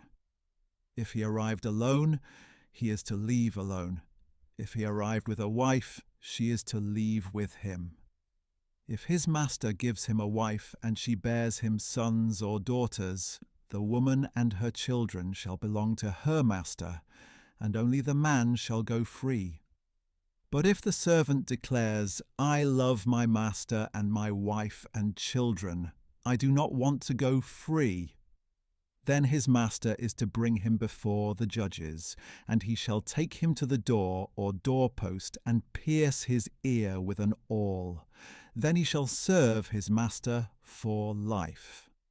And if a man sells his daughter as a servant, she is not to go free as the men's servants do. If she is displeasing in the eyes of her master who had designated her for himself, he must allow her to be redeemed. He has no right to sell her to foreigners, since he has broken faith with her. And if he chooses her for his son, he must deal with her as with a daughter. If he takes another wife, he must not reduce the food, clothing, or marital rights of his first wife. If, however, he does not provide her with these 3 things, she is free to go without monetary payment. Whoever strikes and kills a man must surely be put to death. If, however, he did not lie in wait, but God allowed it to happen, then I will appoint for you a place where he may flee.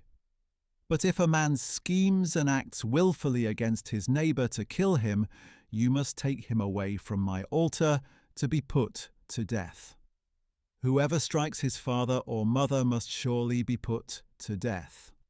Whoever kidnaps another man must be put to death, whether he sells him or the man is found in his possession. Anyone who curses his father or mother must surely be put to death.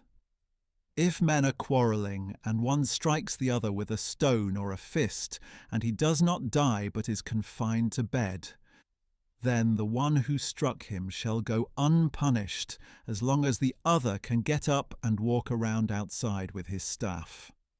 Nevertheless, he must compensate the man for his lost work and see that he is completely healed. If a man strikes his manservant or maidservant with a rod, and the servant dies by his hand, he shall surely be punished. However, if the servant gets up after a day or 2, the owner shall not be punished, since the servant is his property.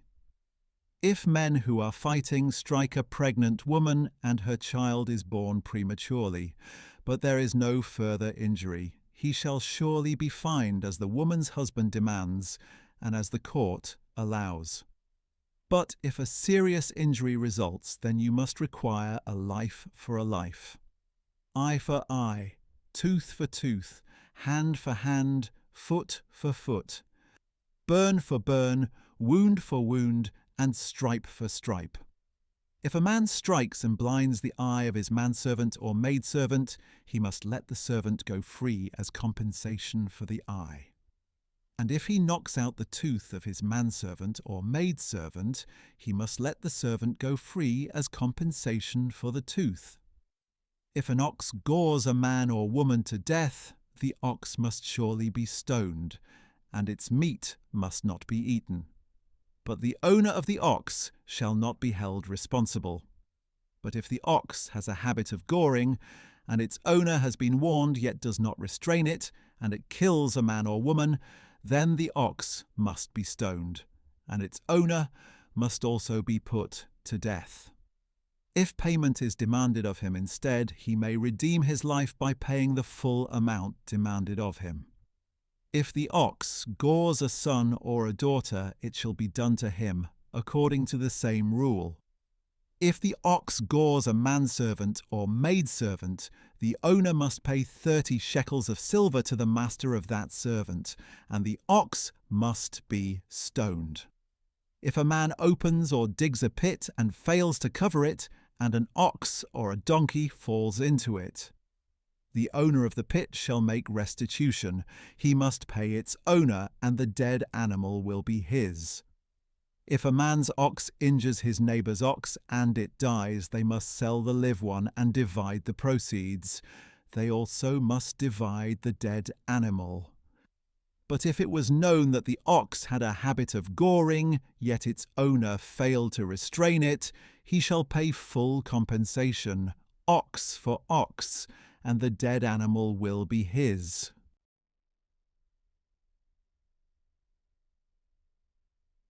If a man steals an ox or a sheep and slaughters or sells it, he must repay 5 oxen for an ox and 4 sheep for a sheep. If a thief is caught breaking in and is beaten to death, no one shall be guilty of bloodshed. But if it happens after sunrise, there is guilt for his bloodshed. A thief must make full restitution. If he has nothing, he himself shall be sold for his theft. If what was stolen is actually found alive in his possession, whether ox or donkey or sheep, he must pay back double. If a man grazes his livestock in a field or vineyard and allows them to stray so that they graze in someone else's field, he must make restitution from the best of his own field or vineyard. If a fire breaks out and spreads to thorn bushes so that it consumes stacked or standing grain, or the whole field, the one who started the fire must make full restitution. If a man gives his neighbour money or goods for safekeeping and they are stolen from the neighbour's house, the thief, if caught, must pay back double. If the thief is not found, the owner of the house must appear before the judges to determine whether he has taken his neighbour's property. In all cases of illegal possession of an ox, a donkey, a sheep, a garment, or any lost item that someone claims, "This is mine." Both parties shall bring their cases before the judges. The one whom the judges find guilty must pay back double to his neighbour. If a man gives a donkey, an ox, a sheep, or any other animal to be cared for by his neighbour, but it dies or is injured or stolen while no one is watching, an oath before the Lord shall be made between the parties to determine whether or not the man has taken his neighbour's property. The owner must accept the oath and require no restitution. But if the animal was actually stolen from the neighbour, he must make restitution to the owner. If the animal was torn to pieces, he shall bring it as evidence. He need not make restitution for the torn carcass. If a man borrows an animal from his neighbour and it is injured or dies while its owner is not present, he must make full restitution.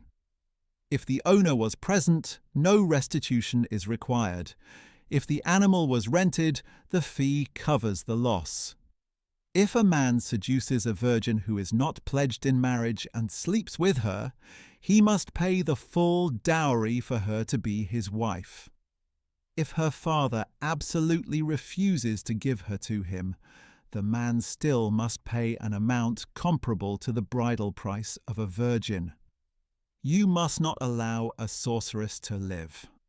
Whoever lies with an animal must surely be put to death. If anyone sacrifices to any god other than the Lord alone, he must be set apart, for destruction. You must not exploit or oppress a foreign resident, for you yourselves were foreigners in the land of Egypt. You must not mistreat any widow or orphan. If you do mistreat them, and they cry out to me in distress, I will surely hear their cry. My anger will be kindled, and I will kill you with the sword. Then your wives will become widows, and your children will be fatherless. If you lend money to one of my people among you who is poor, you must not act as a creditor to him. You're not to charge him interest. If you take your neighbor's cloak as collateral, return it to him by sunset, because his cloak is the only covering he has for his body. What else will he sleep in? And if he cries out to me, I will hear, for I am compassionate. You must not blaspheme God or curse the ruler of your people. You must not hold back offerings from your granaries or vats. You are to give me the firstborn of your sons. You shall do likewise with your cattle and your sheep. Let them stay with their mothers for 7 days, but on the 8th day you are to give them to me. You are to be my holy people. You must not eat the meat of a mauled animal found in the field. You are to throw it to the dogs.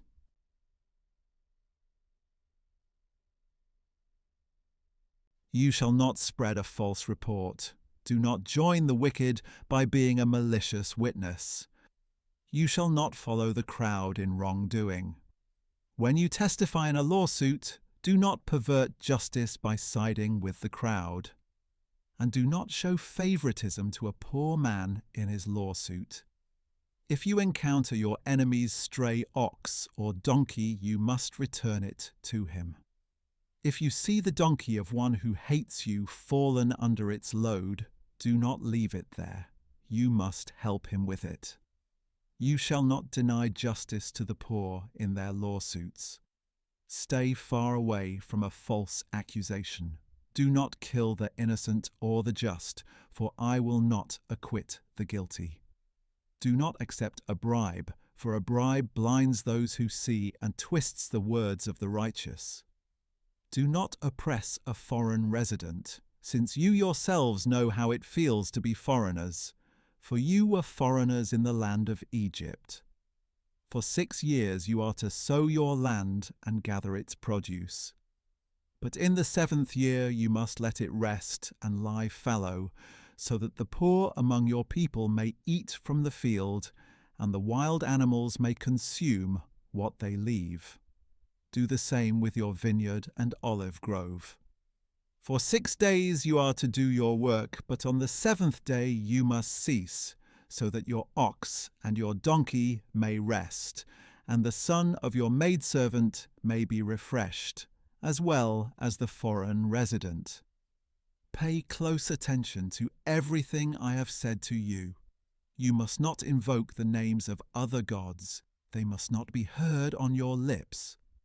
3 times a year you are to celebrate a feast to me. You are to keep the feast of unleavened bread as I commanded you. At the appointed time in the month of Abib, you are to eat unleavened bread for 7 days, because that was the month you came out of Egypt. No one may appear before me empty-handed. You are also to keep the feast of harvest, with the first fruits of the produce from what you sow in the field, and keep the feast of ingathering at the end of the year when you gather your produce from the field. 3 times a year all your males are to appear before the Lord God. You must not offer the blood of my sacrifices with anything leavened, nor may the fat of my feast remain until morning. Bring the best of the first fruits of your soil to the house of the Lord your God. You must not cook a young goat in its mother's milk. Behold, I am sending an angel before you to protect you along the way, and to bring you to the place I have prepared. Pay attention to him and listen to his voice. Do not defy him, for he will not forgive rebellion, since my name is in him. But if you will listen carefully to his voice and do everything I say, I will be an enemy to your enemies and a foe to your foes. For my angel will go before you and bring you into the land of the Amorites, Hittites, Perizzites, Canaanites, Hivites, and Jebusites, and I will annihilate them. You must not bow down to their gods or serve them or follow their practices. Instead, you are to demolish them and smash their sacred stones to pieces. So you shall serve the Lord your God, and he will bless your bread and your water, and I will take away sickness from among you. No woman in your land will miscarry or be barren. I will fulfill the number of your days. I will send my terror ahead of you and throw into confusion every nation you encounter. I will make all your enemies turn and run.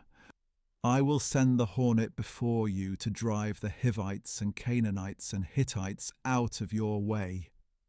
I will not drive them out before you in a single year, otherwise the land would become desolate and wild animals would multiply against you. Little by little I will drive them out ahead of you until you become fruitful and possess the land. And I will establish your borders from the Red Sea to the Sea of the Philistines, and from the desert to the Euphrates. For I will deliver the inhabitants into your hand, and you will drive them out before you. You shall make no covenant with them or with their gods. They must not remain in your land, lest they cause you to sin against me. For if you serve their gods, it will surely be a snare to you.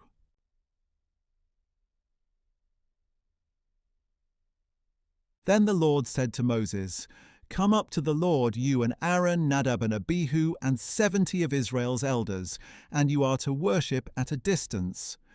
Moses alone shall approach the Lord, but the others must not come near, and the people may not go up with him. When Moses came and told the people all the words and ordinances of the Lord, they all responded with one voice, All the words that the Lord has spoken, we will do.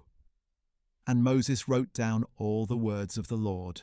Early the next morning he got up and built an altar at the base of the mountain, along with 12 pillars for the 12 tribes of Israel. Then he sent out some young men of Israel, and they offered burnt offerings and sacrificed young bulls as peace offerings to the Lord. Moses took half of the blood and put it in bowls, and the other half he splattered on the altar. Then he took the book of the covenant and read it to the people, who replied, All that the Lord has spoken we will do, and we will be obedient. So Moses took the blood, splattered it on the people, and said, This is the blood of the covenant that the Lord has made with you in accordance with all these words. Then Moses went up with Aaron, Nadab, and Abihu, and 70 of the elders of Israel. And they saw the God of Israel. Under his feet was a work like a pavement made of sapphire, as clear as the sky itself. But God did not lay his hand on the nobles of Israel. They saw him, and they ate and drank. Then the Lord said to Moses, Come up to me on the mountain and stay here, so that I may give you the tablets of stone, with the law and commandments I have written for their instruction. So Moses set out with Joshua his attendant, and went up on the mountain of God. And he said to the elders, Wait here for us until we return to you. Aaron and Hur are here with you. Whoever has a dispute can go to them. When Moses went up on the mountain, the cloud covered it, and the glory of the Lord settled on Mount Sinai. For 6 days the cloud covered it, and on the 7th day the Lord called to Moses from within the cloud.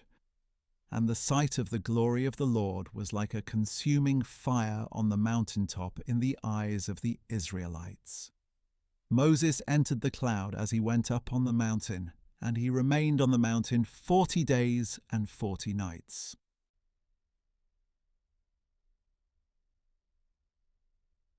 Then the Lord said to Moses, "Tell the Israelites to bring me an offering. You are to receive my offering from every man whose heart compels him.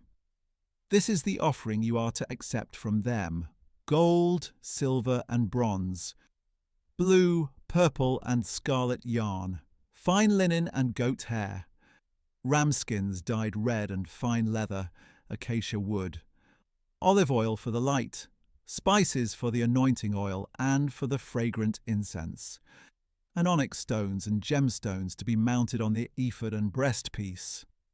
And they are to make a sanctuary for me so that I may dwell among them.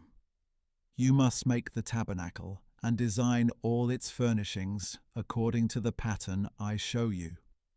And they are to construct an ark of acacia wood, 2.5 cubits long, 1.5 cubits wide, and 1.5 cubits high. Overlay it with pure gold both inside and out, and make a gold moulding around it. Cast 4 gold rings for it, and fasten them to its 4 feet, 2 rings on one side and 2 on the other. And make poles of acacia wood, and overlay them with gold. Insert the poles into the rings on the sides of the ark in order to carry it. The poles are to remain in the rings of the ark. They must not be removed. And place inside the ark the testimony, which I will give you. And you are to construct a mercy seat of pure gold, 2.5 cubits long, and 1.5 cubits wide. Make 2 cherubim of hammered gold at the ends of the mercy seat, 1 cherub on one end and 1 on the other, all made from 1 piece of gold. And the cherubim are to have wings that spread upward, overshadowing the mercy seat. The cherubim are to face each other, looking toward the mercy seat. Set the mercy seat atop the ark, and put the testimony that I will give you into the ark. And I will meet with you there above the mercy seat, between the 2 cherubim that are over the ark of the testimony. I will speak with you about all that I command you regarding the Israelites. You are also to make a table of acacia wood, 2 cubits long, 1 cubit wide, and 1.5 cubits high. Overlay it with pure gold and make a gold moulding around it. And make a rim around it, a handbreadth wide, and put a gold moulding on the rim. Make 4 gold rings for the table and fasten them to the 4 corners at its 4 legs. The rings are to be close to the rim to serve as holders for the poles used to carry the table. Make the poles of acacia wood and overlay them with gold so that the table may be carried with them. You are also to make the plates and dishes as well as the pitchers and bowls for pouring drink offerings. Make them out of pure gold. And place the bread of the presence on the table before me at all times. Then you are to make a lampstand of pure hammered gold. It shall be made of 1 piece, including its base and shaft, its cups, and its buds and petals. 6 branches are to extend from the sides of the lampstand, 3 on one side and 3 on the other. There are to be 3 cups shaped like almond blossoms on the first branch, each with buds and petals, 3 on the next branch, and the same for all 6 branches that extend from the lampstand. And on the lampstand there shall be 4 cups shaped like almond blossoms with buds and petals. For the 6 branches that extend from the lampstand, a bud must be under the first pair of branches, a bud under the second pair, and a bud under the third pair. The buds and branches are to be all of 1 piece with the lampstand, hammered out of pure gold. Make 7 lamps and set them up on the lampstand so that they illuminate the area in front of it. The wick trimmers and their trays must be of pure gold. The lampstand and all these utensils shall be made from a talent of pure gold. See to it that you make everything according to the pattern shown you on the mountain.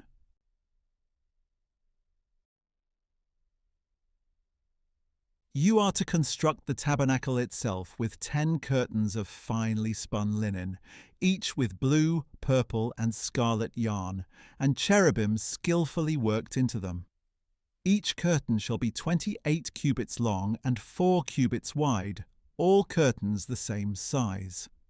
5 of the curtains are to be joined together, and the other 5 joined as well. Make loops of blue material on the edge of the end curtain in the first set, and do the same for the end curtain in the second set. Make 50 loops on one curtain and 50 loops on the end curtain of the second set, so that the loops line up opposite one another. Make 50 gold clasps as well, and join the curtains together with the clasps, so that the tabernacle will be a unit. You are to make curtains of goat hair for the tent over the tabernacle, 11 curtains in all. Each of the 11 curtains is to be the same size, 30 cubits long and 4 cubits wide. Join 5 of the curtains into one set and the other 6 into another. Then fold the 6th curtain over double at the front of the tent. Make 50 loops along the edge of the end curtain in the first set, and 50 loops along the edge of the corresponding curtain in the second set. Make 50 bronze clasps and put them through the loops to join the tent together as a unit.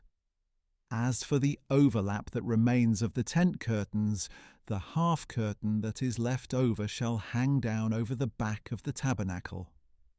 And the tent curtains will be a cubit longer on either side, and the excess will hang over the sides of the tabernacle to cover it. Also make a covering for the tent out of ram skins dyed red, and over that a covering of fine leather. You are to construct upright frames of acacia wood for the tabernacle. Each frame is to be 10 cubits long and a cubit and a half wide. 2 tenons must be connected to each other for each frame. Make all the frames of the tabernacle in this way. Construct 20 frames for the south side of the tabernacle, with 40 silver bases under the 20 frames, 2 bases for each frame, 1 under each tenon. For the second side of the tabernacle, the north side, make 20 frames, and 40 silver bases, 2 bases under each frame. Make 6 frames for the rear of the tabernacle, the west side, and 2 frames for the 2 back corners of the tabernacle, coupled together from bottom to top and fitted into a single ring. These will serve as the 2 corners. So there are to be 8 frames and 16 silver bases, 2 under each frame.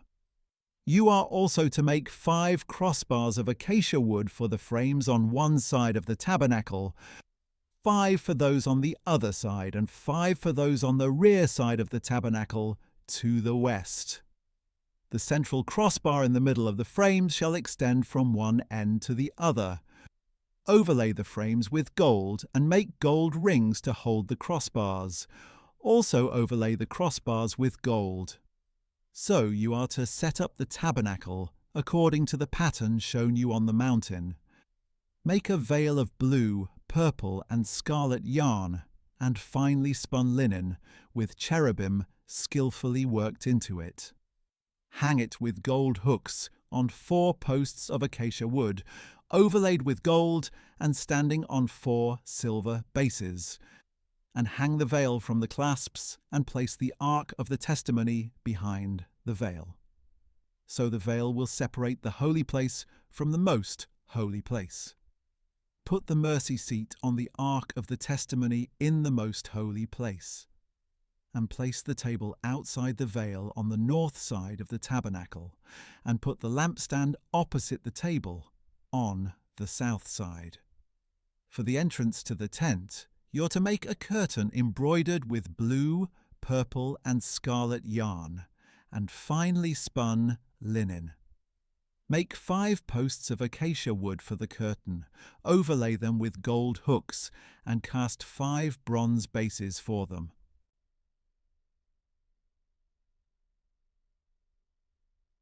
You are to build an altar of acacia wood. The altar must be square, 5 cubits long, 5 cubits wide, and 3 cubits high. Make a horn on each of its 4 corners so that the horns are of one piece, and overlay it with bronze. Make all its utensils of bronze, its pots for removing ashes, its shovels, its sprinkling bowls, its meat forks, and its fire pans. Construct for it a grate of bronze mesh, and make a bronze ring at each of the 4 corners of the mesh.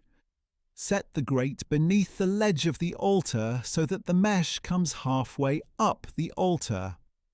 Additionally, make poles of acacia wood for the altar and overlay them with bronze. The poles are to be inserted into the rings so that the poles are on 2 sides of the altar when it is carried. Construct the altar with boards so that it is hollow. It is to be made just as you were shown on the mountain. You are also to make a courtyard for the tabernacle.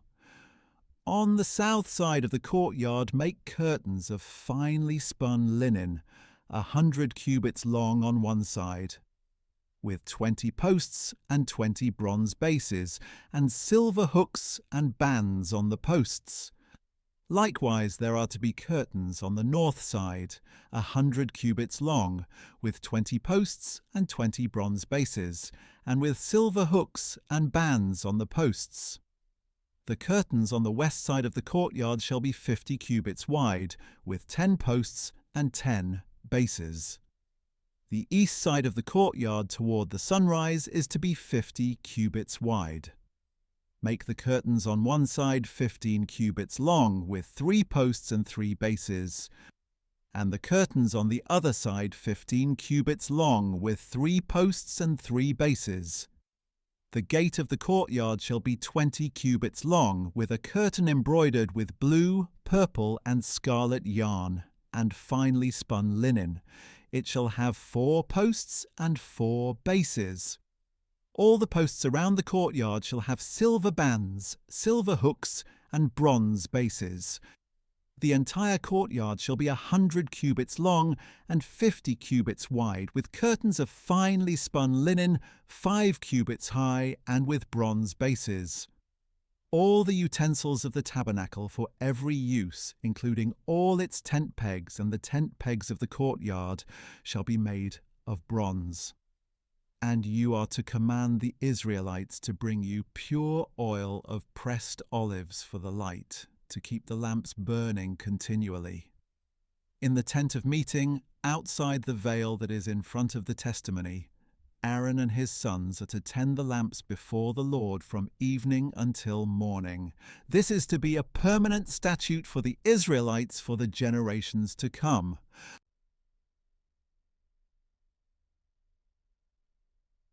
Next, have your brother Aaron brought to you from among the Israelites, along with his sons Nadab, Abihu, Eleazar, and Ithamar, to serve me as priests.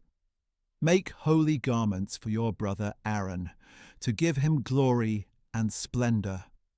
You are to instruct all the skilled craftsmen, whom I have filled with a spirit of wisdom, to make garments for Aaron's consecration, so that he may serve me as priest. These are the garments that they shall make: a breastpiece, an ephod, a robe, a woven tunic, a turban, and a sash. They are to make these holy garments for your brother Aaron and his sons, so that they may serve me as priests. They shall use gold, along with blue, purple, and scarlet yarn, and fine linen. They are to make the ephod of finely spun linen embroidered with gold, and with blue, purple, and scarlet yarn. It shall have 2 shoulder pieces attached at 2 of its corners, so it can be fastened. And the skillfully woven waistband of the ephod must be of one piece, of the same workmanship, with gold, with blue, purple, and scarlet yarn, and with finely spun linen. Take 2 onyx stones and engrave on them the names of the sons of Israel, 6 of their names on one stone, and the remaining 6 on the other, in the order of their birth. Engrave the names of the sons of Israel on the 2 stones, the way a gem cutter engraves a seal. Then mount the stones in gold filigree settings. Fasten both stones on the shoulder pieces of the ephod as memorial stones for the sons of Israel. Aaron is to bear their names on his 2 shoulders as a memorial before the Lord. Fashion gold filigree settings. And 2 chains of pure gold made of braided cord work, and attach these chains to the settings. You are also to make a breastpiece of judgment with the same workmanship as the ephod.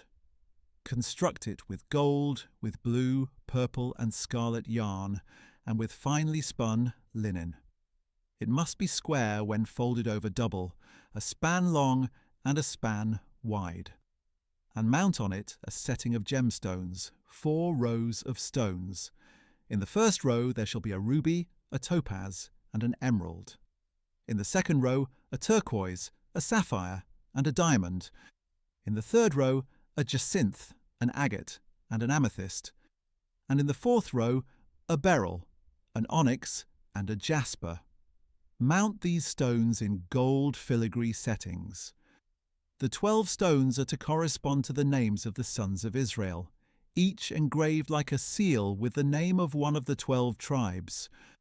For the breastpiece, make braided chains like cords of pure gold. You're also to make 2 gold rings and fasten them to the 2 corners of the breastpiece. Then fasten the 2 gold chains to the 2 gold rings at the corners of the breastpiece, and fasten the other ends of the 2 chains to the 2 filigree settings, attaching them to the shoulder pieces of the ephod at the front. Make 2 more gold rings and attach them to the other 2 corners of the breastpiece, on the inside edge, next to the ephod. Make 2 additional gold rings and attach them to the bottom of the 2 shoulder pieces of the ephod on its front, near its seam, just above its woven waistband. The rings of the breastpiece shall be tied to the rings of the ephod with a cord of blue yarn, so that the breastpiece is above the waistband of the ephod and does not swing out from the ephod. Whenever Aaron enters the holy place, he shall bear the names of the sons of Israel over his heart on the breastpiece of judgment as a continual reminder before the Lord. And place the Urim and Thummim in the breastpiece of judgment, so that they will also be over Aaron's heart whenever he comes before the Lord. Aaron will continually carry the judgment of the sons of Israel over his heart before the Lord. You are to make the robe of the ephod entirely of blue cloth, with an opening at its top in the centre. Around the opening shall be a woven collar with an opening like that of a garment, so that it will not tear. Make pomegranates of blue, purple, and scarlet yarn all the way around the lower hem, with gold bells between them. Alternating the gold bells and pomegranates around the lower hem of the robe. Aaron must wear the robe whenever he ministers, and its sound will be heard when he enters or exits the sanctuary before the Lord, so that he will not die. You are to make a plate of pure gold and engrave on it as on a seal, "Holy to the Lord." Fasten to it a blue cord to mount it on the turban. It shall be on the front of the turban. And it will be worn on Aaron's forehead, so that he may bear the iniquity of the holy things that the sons of Israel consecrate with regard to all their holy gifts. It shall always be on his forehead, so that they may be acceptable before the Lord. You are to weave the tunic with fine linen, make the turban of fine linen, and fashion an embroidered sash. Make tunics, sashes, and headbands for Aaron's sons, to give them glory and splendor. After you put these garments on your brother Aaron and his sons, anoint them, ordain them, and consecrate them so that they may serve me as priests. Make linen undergarments to cover their bare flesh, extending from waist to thigh.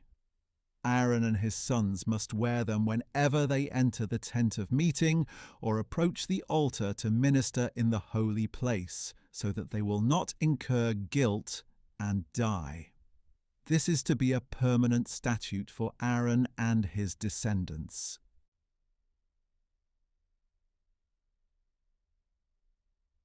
Now this is what you are to do to consecrate Aaron and his sons to serve me as priests. Take a young bull and 2 rams without blemish, along with unleavened bread, unleavened cakes mixed with oil, and unleavened wafers anointed with oil. Make them out of fine wheat flour. Put them in a basket and present them in the basket, along with the bull and the 2 rams. Then present Aaron and his sons at the entrance to the tent of meeting and wash them with water. Take the garments and clothe Aaron with the tunic, the robe of the ephod itself, and the breastplate. Fasten the ephod on him with its woven waistband. Put the turban on his head and attach the holy diadem to the turban. Then take the anointing oil and anoint him by pouring it on his head. Present his sons as well and clothe them with tunics. Wrap the sashes around Aaron and his sons and tie headbands on them.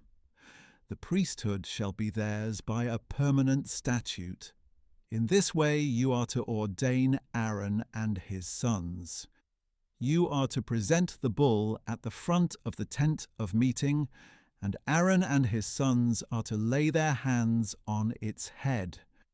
And you shall slaughter the bull before the Lord at the entrance to the tent of meeting.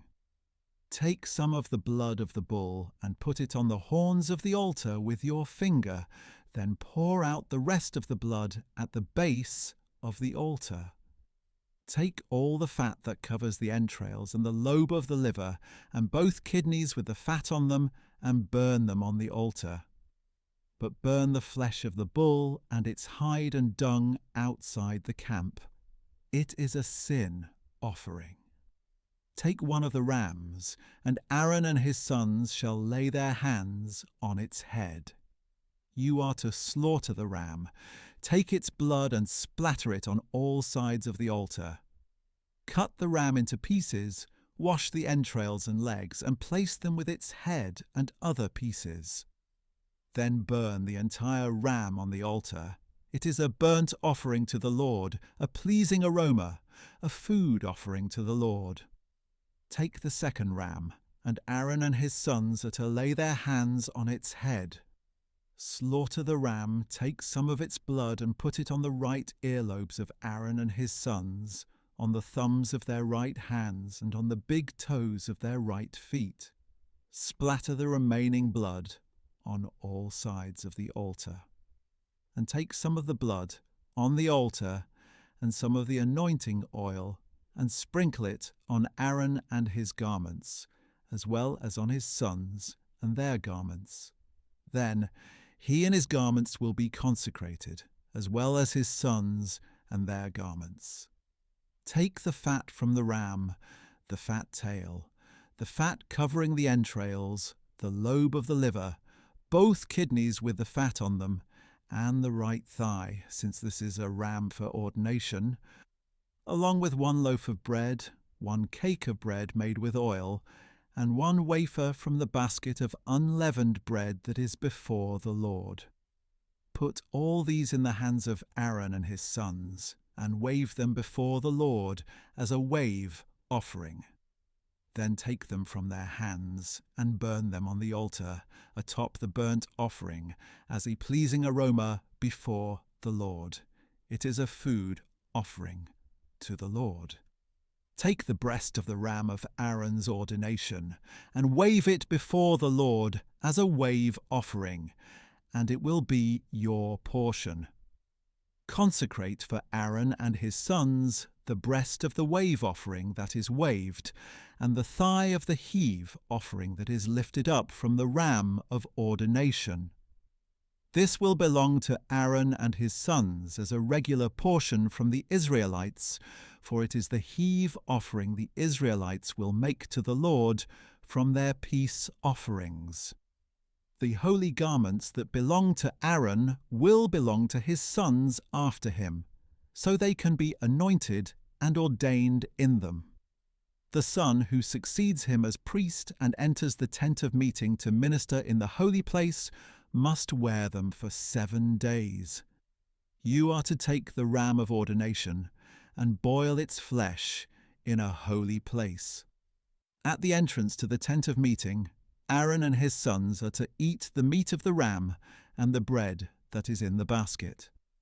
They must eat those things by which atonement was made for their ordination and consecration, but no outsider may eat them because these things are sacred. And if any of the meat of ordination or any bread is left until the morning, you are to burn up the remainder. It must not be eaten, because it is sacred. This is what you are to do for Aaron and his sons, based on all that I have commanded you, taking 7 days to ordain them. Sacrifice a bull as a sin offering each day for atonement. Purify the altar by making atonement for it, and anoint it to consecrate it. For 7 days you shall make atonement for the altar, and consecrate it. Then the altar will become most holy. Whatever touches the altar will be holy. This is what you are to offer regularly on the altar, each day: 2 lambs that are a year old. Offer 1 lamb in the morning and the other at twilight. With the first lamb offer 1/10 of an ephah of fine flour, mixed with 1/4 hin of oil from pressed olives, and a drink offering of 1/4 hin of wine. And offer the second lamb at twilight with the same grain offering and drink offering as in the morning, as a pleasing aroma, a food offering to the Lord. For the generations to come, this burnt offering shall be made regularly at the entrance to the tent of meeting before the Lord, where I will meet you to speak with you. I will also meet with the Israelites there, and that place will be consecrated by my glory. So I will consecrate the tent of meeting and the altar, and I will consecrate Aaron and his sons to serve me as priests. Then I will dwell among the Israelites and be their God. And they will know that I am the Lord their God, who brought them out of the land of Egypt, so that I might dwell among them. I am the Lord their God.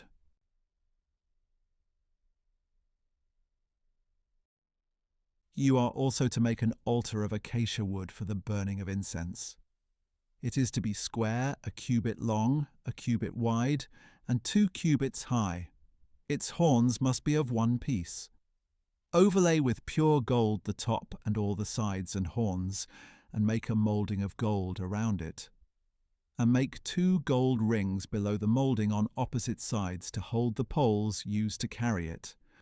Make the poles of acacia wood, and overlay them with gold. Place the altar in front of the veil that is before the ark of the testimony, before the mercy seat that is over the testimony, where I will meet with you. And Aaron is to burn fragrant incense on it every morning when he tends the lamps. When Aaron sets up the lamps at twilight, he must burn the incense perpetually before the Lord for the generations to come. On this altar you must not offer unauthorized incense or a burnt offering or grain offering, nor are you to pour a drink offering on it. Once a year Aaron shall make atonement on the horns of the altar. Throughout your generations he shall make atonement on it annually with the blood of the sin offering of atonement. The altar is most holy to the Lord. Then the Lord said to Moses, "When you take a census of the Israelites to number them, each man must pay the Lord a ransom for his life when he is counted. Then no plague will come upon them when they are numbered.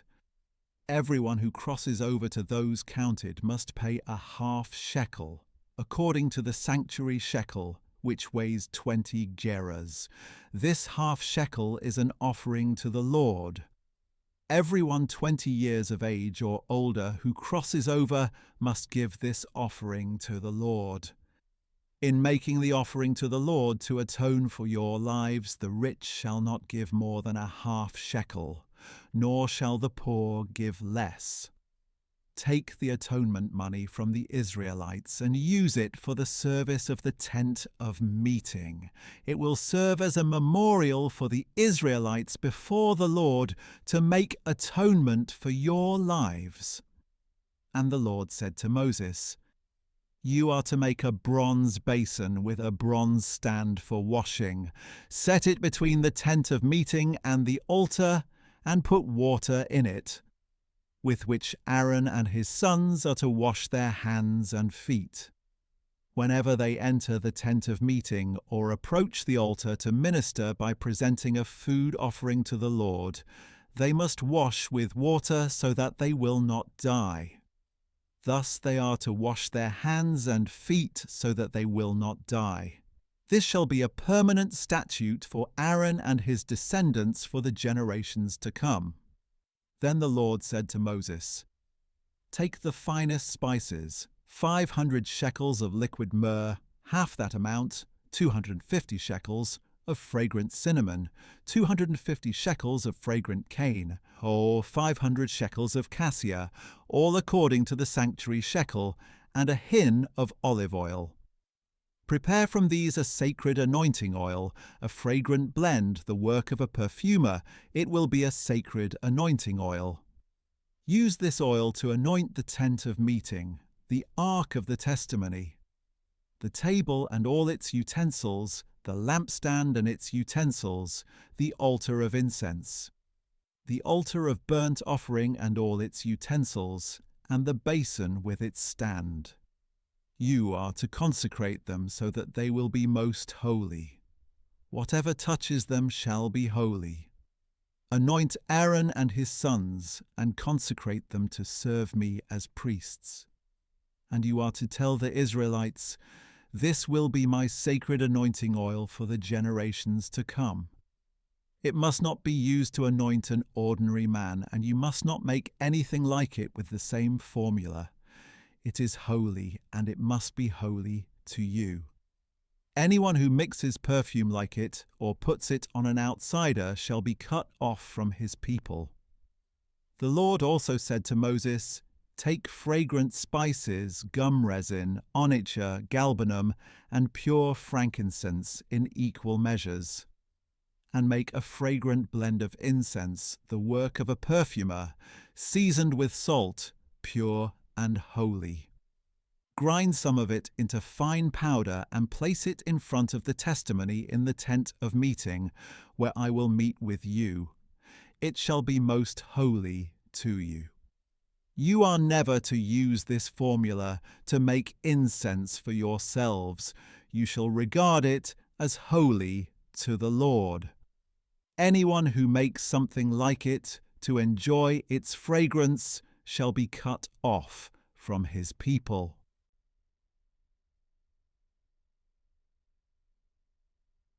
Then the Lord said to Moses, "See, I have called by name Bezalel, son of Uri, the son of Hur, of the tribe of Judah, and I have filled him with the Spirit of God, with skill, ability, and knowledge in all kinds of craftsmanship, to design artistic works in gold, silver, and bronze, to cut gemstones for settings, and to carve wood, so that he may be a master of every craft. Moreover, I have selected Oholiab's son of Ahisamash of the tribe of Dan as his assistant.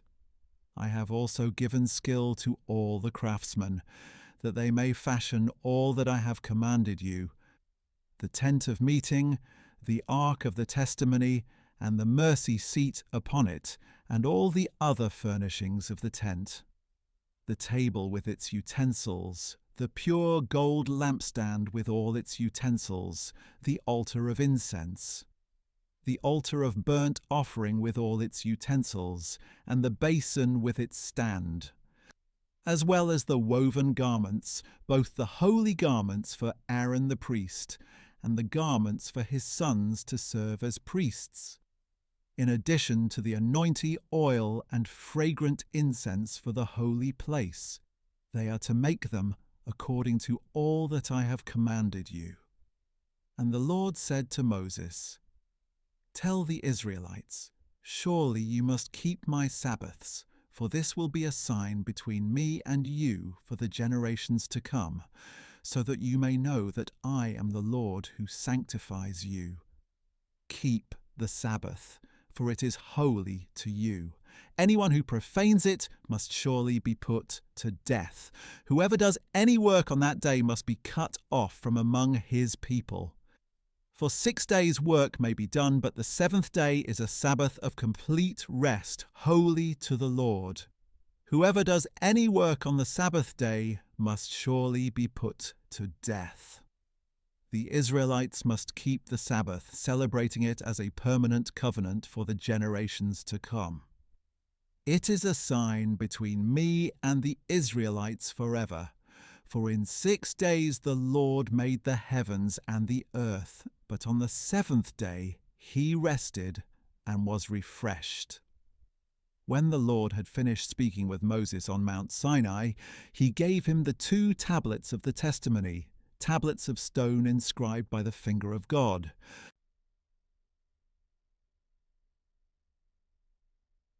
Now when the people saw that Moses was delayed in coming down from the mountain, they gathered around Aaron and said, Come, make us gods who will go before us. As for this Moses who brought us up out of the land of Egypt, we do not know what has happened to him. So Aaron told them, Take off the gold earrings that are on your wives and sons and daughters, and bring them to me. Then all the people took off their gold earrings and brought them to Aaron. He took the gold from their hands, and with an engraving tool he fashioned it into a molten calf. And they said, These, O Israel, are your gods who brought you up out of the land of Egypt. When Aaron saw this, he built an altar before the calf and proclaimed, Tomorrow shall be a feast to the Lord. So the next day they arose, offered burnt offerings, and presented peace offerings. And the people sat down to eat and drink, and got up to indulge in revelry. Then the Lord said to Moses, Go down at once, for your people, whom you brought up out of the land of Egypt, have corrupted themselves. How quickly they have turned aside from the way that I commanded them. They have made for themselves a molten calf and have bowed down to it. They have sacrificed to it and said, These, O Israel, are your gods who brought you up out of the land of Egypt. The Lord also said to Moses, I have seen this people, and they are indeed a stiff-necked people. Now leave me alone, so that my anger may burn against them and consume them. Then I will make you into a great nation. But Moses sought the favor of the Lord his God, saying, O Lord, why does your anger burn against your people, whom you brought out of the land of Egypt with great power and a mighty hand? Why should the Egyptians declare, He brought them out with evil intent, to kill them in the mountains and wipe them from the face of the earth? Turn from your fierce anger and relent from doing harm to your people. Remember your servants Abraham, Isaac, and Israel, to whom you swore by your very self when you declared, I will make your descendants as numerous as the stars in the sky, and I will give your descendants all this land that I have promised, and it shall be their inheritance forever. So the Lord relented from the calamity he had threatened to bring on his people. Then Moses turned and went down the mountain with the 2 tablets of the testimony in his hands. They were inscribed on both sides, front and back. The tablets were the work of God, and the writing was the writing of God, engraved on the tablets. When Joshua heard the sound of the people shouting, he said to Moses, "The sound of war is in the camp." But Moses replied, "It is neither the cry of victory nor the cry of defeat. I hear the sound of singing." As Moses approached the camp and saw the calf and the dancing, he burned with anger and threw the tablets out of his hands, shattering them at the base of the mountain. Then he took the calf they had made, burned it in the fire, ground it to powder, and scattered the powder over the face of the water. Then he forced the Israelites to drink it. "What did this people do to you?" Moses asked Aaron, "that you have led them into so great a sin?" "Do not be enraged, my lord," Aaron replied. "You yourself know that the people are intent on evil. They told me, 'Make us gods who will go before us.' As for this Moses who brought us up out of the land of Egypt, we do not know what has happened to him." So I said to them, "Whoever has gold, let him take it off." And they gave it to me. And when I threw it into the fire, out came this calf. Moses saw that the people were out of control, for Aaron had let them run wild and become a laughingstock to their enemies. So Moses stood at the entrance to the camp and said, "Whoever is for the Lord, come to me." And all the Levites gathered around him. He told them, "This is what the Lord, the God of Israel, says. Each of you men is to fasten his sword to his side, go back and forth through the camp from gate to gate, and slay his brother, his friend, and his neighbor." The Levites did as Moses commanded, and that day about 3,000 of the people fell dead. Afterward, Moses said, "Today you have been ordained for service to the Lord, since each man went against his son and his brother. So the Lord has bestowed a blessing on you this day." The next day Moses said to the people, "You have committed a great sin. Now I will go up to the Lord. Perhaps I can make atonement for your sin." So Moses returned to the Lord and said, "Oh, what a great sin these people have committed. They have made gods of gold for themselves. Yet now, if you would only forgive their sin, but if not, please blot me out of the book that you have written." The Lord replied to Moses, "Whoever has sinned against me, I will blot out of my book. Now go, lead the people to the place I described. Behold, my angel shall go before you. But on the day I settle accounts, I will punish them for their sin." And the Lord sent a plague on the people because of what they had done with the calf that Aaron had made.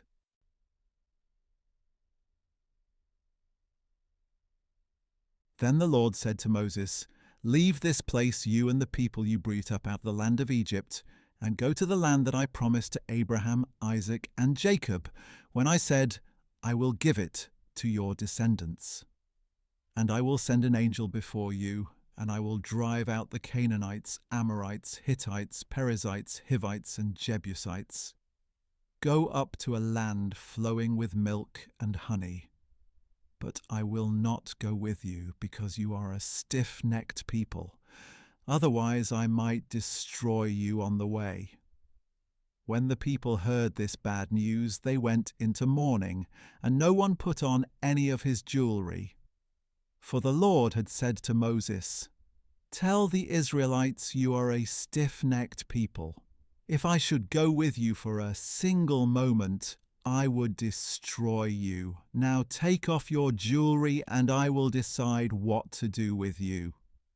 So the Israelites stripped themselves of their jewelry from Mount Horeb onward. Now Moses used to take the tent and pitch it at a distance outside the camp. He called it the tent of meeting, and anyone inquiring of the Lord would go to the tent of meeting outside the camp. Then, whenever Moses went out to the tent, all the people would stand at the entrances to their own tents and watch Moses until he entered the tent. As Moses entered the tent, the pillar of cloud would come down and remain at the entrance, and the Lord would speak with Moses. When all the people saw the pillar of cloud standing at the entrance to the tent, they would stand up and worship, each one at the entrance to his own tent. Thus the Lord would speak to Moses face to face, as a man speaks to his friend. Then Moses would return to the camp, but his young assistant Joshua son of Nun would not leave the tent. Then Moses said to the Lord, "Look, you have been telling me, 'Lead this people up,' but you have not let me know whom you will send with me. Yet you have said, 'I know you by name, and you have found favor in my sight.' Now if indeed I have found favor in your sight, please let me know your ways, that I may know you and find favor in your sight. Remember that this nation is your people." And the Lord answered, "My presence will go with you, and I will give you rest." "If your presence does not go with us," Moses replied, "do not lead us up from here. For how then can it be known that your people and I have found favor in your sight unless you go with us? How else will we be distinguished from all the other people on the face of the earth?" So the Lord said to Moses, "I will do this very thing you have asked, for you have found favor in my sight, and I know you by name." Then Moses said, "Please show me your glory." "I will cause all my goodness to pass before you," the Lord replied, "and I will proclaim my name, the Lord, in your presence. I will have mercy on whom I have mercy, and I will have compassion on whom I have compassion."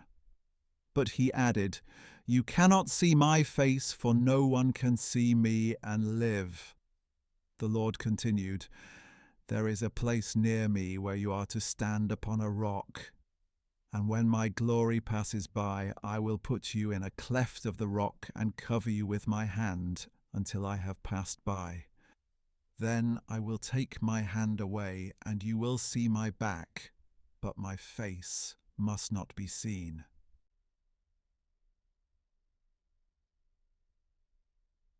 Then the Lord said to Moses, "Chisel out 2 stone tablets like the originals, and I will write on them the words that were on the first tablets which you broke. Be ready in the morning, and come up on Mount Sinai to present yourself before me on the mountain top. No one may go up with you. In fact, no one may be seen anywhere on the mountain. Not even the flocks or herds may graze in front of the mountain." So Moses chiseled out 2 stone tablets like the originals. He rose early in the morning, and taking the 2 stone tablets in his hands, he went up Mount Sinai as the Lord had commanded him. And the Lord descended in a cloud, stood with him there, and proclaimed his name, the Lord. Then the Lord passed in front of Moses and called out, the Lord God, is compassionate and gracious, slow to anger, abounding in loving devotion and faithfulness, maintaining loving devotion to 1,000 generations, forgiving iniquity, transgression, and sin. Yet he will by no means leave the guilty unpunished. He will visit the iniquity of the fathers on their children and grandchildren to the 3rd and 4th generations. Oh, Moses immediately bowed down to the ground and worshipped. "O Lord," he said, "if I have indeed found favor in your sight, my Lord, please go with us. Although this is a stiff-necked people, forgive our iniquity and sin, and take us as your inheritance." And the Lord said, "Behold, I am making a covenant. Before all your people I will perform wonders that have never been done in any nation in all the world. All the people among whom you live will see the Lord's work, for it is an awesome thing that I am doing with you. Observe what I command you this day. I will drive out before you the Amorites, Canaanites, Hittites, Perizzites, Hivites, and Jebusites. Be careful not to make a treaty with the inhabitants of the land you are entering, lest they become a snare in your midst. Rather, you must tear down their altars, smash their sacred stones, and chop down their Asherah poles. For you must not worship any other god, for the Lord, whose name is jealous, is a jealous God. Do not make a covenant with the inhabitants of the land, for when they prostitute themselves to their gods and sacrifice to them, they will invite you, and you will eat their sacrifices. And when you take some of their daughters as brides for your sons, their daughters will prostitute themselves to their gods and cause your sons to do the same. You shall make no molten gods for yourselves. You are to keep the feast of unleavened bread. For 7 days at the appointed time in the month of Abib, you are to eat unleavened bread as I commanded you. For in the month of Abib you came out of Egypt. The first offspring of every womb belongs to me, including all the firstborn males among your livestock, whether cattle or sheep. You must redeem the firstborn of a donkey with a lamb. But if you do not redeem it, you're to break its neck. You must redeem all the firstborn of your sons. No one shall appear before me empty-handed. 6 days you shall labor, but on the 7th day you shall rest. Even in the seasons of ploughing and harvesting, you must rest. And you are to celebrate the Feast of Weeks with the first fruits of the wheat harvest, and the Feast of Ingathering at the turn of the year. 3 times a year all your males are to appear before the Lord God, the God of Israel. For I will drive out the nations before you and enlarge your borders, and no one will covet your land when you go up 3 times a year to appear before the Lord your God.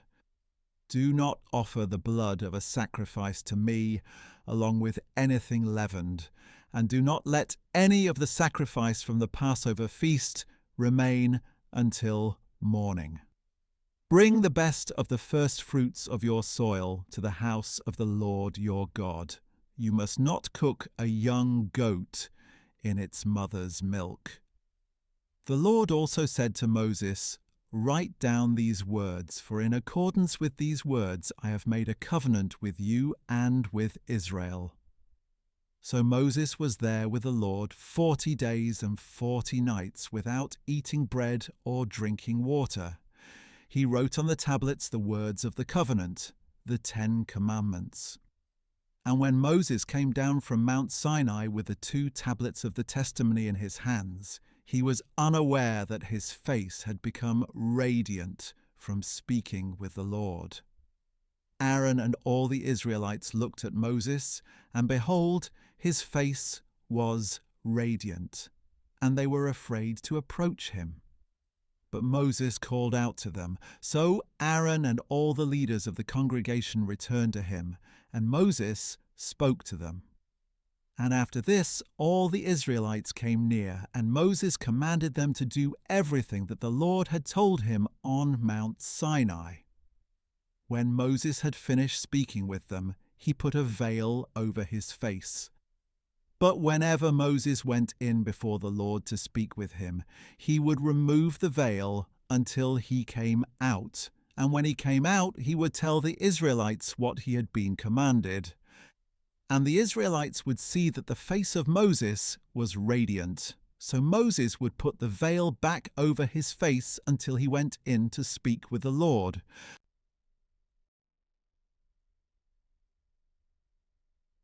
Then Moses assembled the whole congregation of Israel and said to them, "These are the things that the Lord has commanded you to do.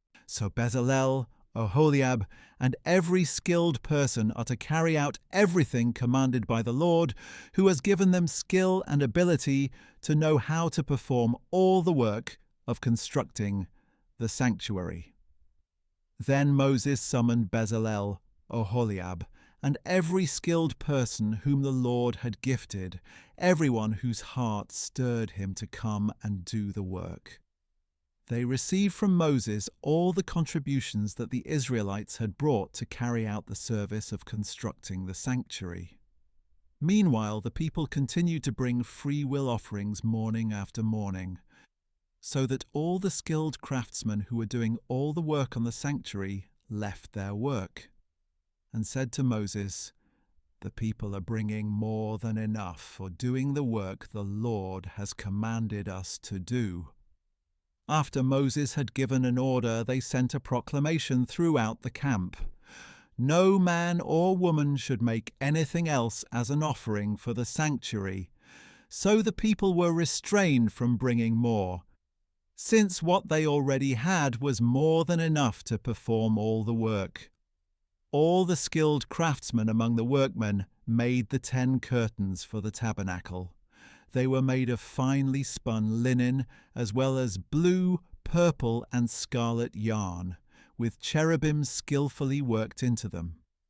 Each curtain was 28 cubits long and 4 cubits wide. All the curtains were the same size.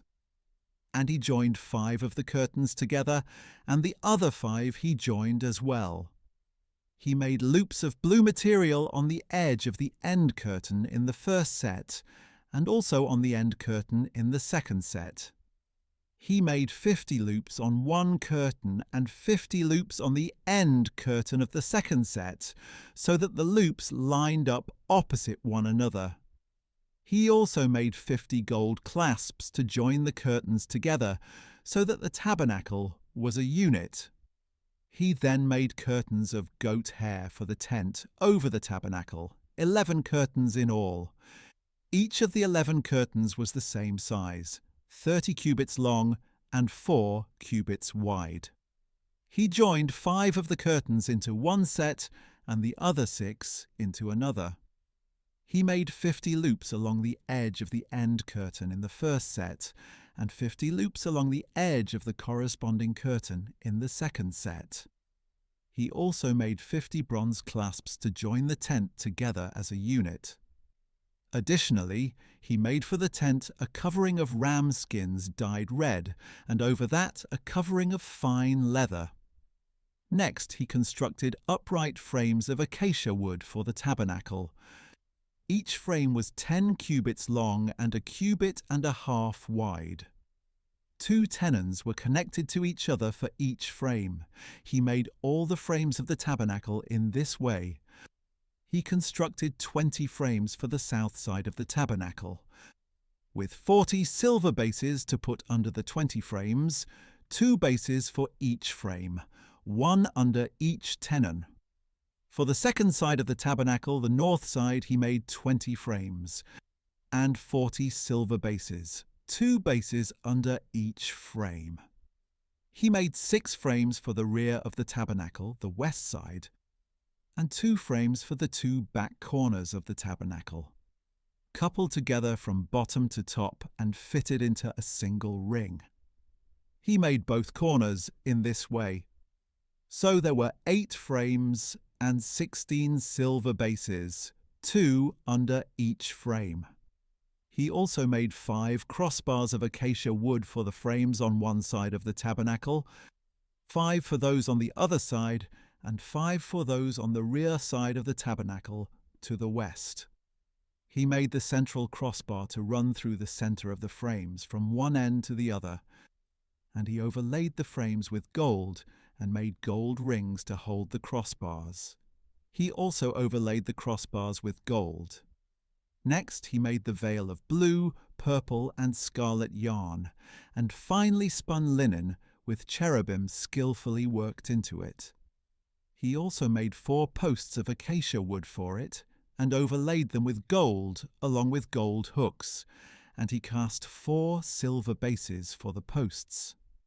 For the entrance to the tent, he made a curtain embroidered with blue, purple, and scarlet yarn and finely spun linen, together with 5 posts and their hooks. He overlaid the tops of the posts and their bands with gold, and their 5 bases were bronze.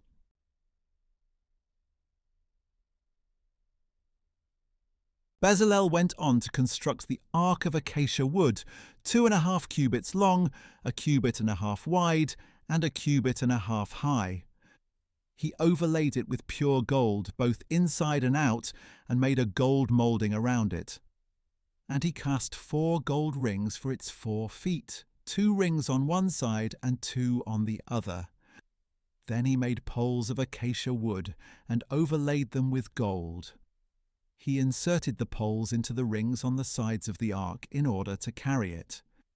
He constructed a mercy seat of pure gold, 2.5 cubits long and 1.5 cubits wide.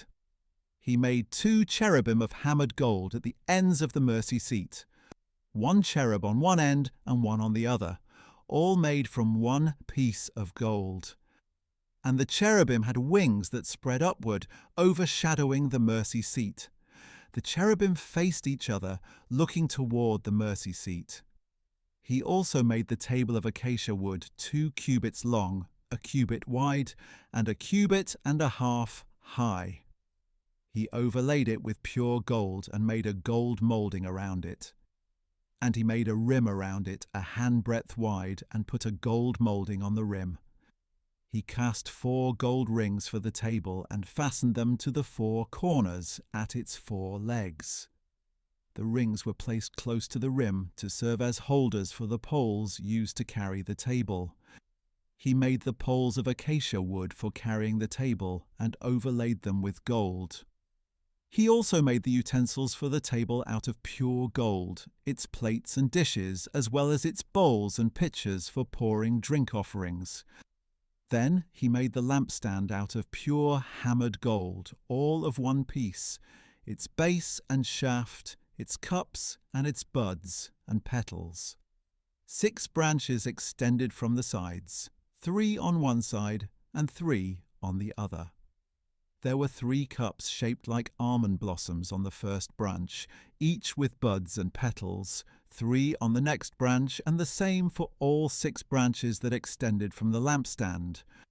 And on the lampstand were 4 cups shaped like almond blossoms with buds and petals. A bud was under the first pair of branches that extended from the lampstand, a bud under the second pair, and a bud under the third pair.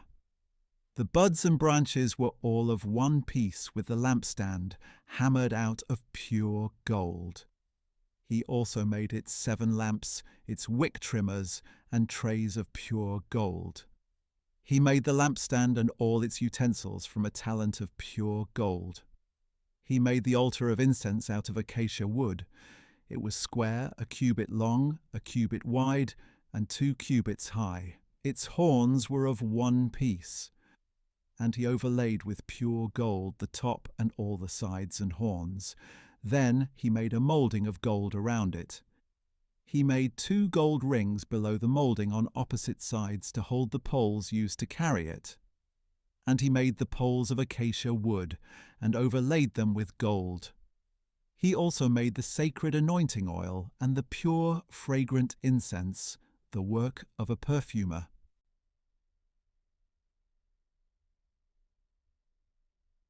Bezalel constructed the altar of burnt offering from acacia wood. It was square, 5 cubits long, 5 cubits wide, and 3 cubits high. He made a horn at each of its 4 corners, so that the horns and altar were of 1 piece, and he overlaid the altar with bronze. He made all the altar's utensils of bronze, its pots, shovels, sprinkling bowls, meat forks, and fire pans. He made a grate of bronze mesh for the altar under its ledge, halfway up from the bottom. At the 4 corners of the bronze grate, he cast 4 rings as holders for the poles. And he made the poles of acacia wood and overlaid them with bronze. Then he inserted the poles into the rings on the sides of the altar for carrying it. He made the altar with boards so that it was hollow. Next, he made the bronze basin and its stand from the mirrors of the women who served at the entrance to the tent of meeting. Then he constructed the courtyard. The south side of the courtyard was 100 cubits long and had curtains of finely spun linen, with 20 posts and 20 bronze bases, and with silver hooks and bands on the posts. The north side was also 100 cubits long, with 20 posts and 20 bronze bases. The hooks and bands of the posts were silver. The west side was 50 cubits long and had curtains with 10 posts and 10 bases. The hooks and bands of the posts were silver, and the east side toward the sunrise was also 50 cubits long.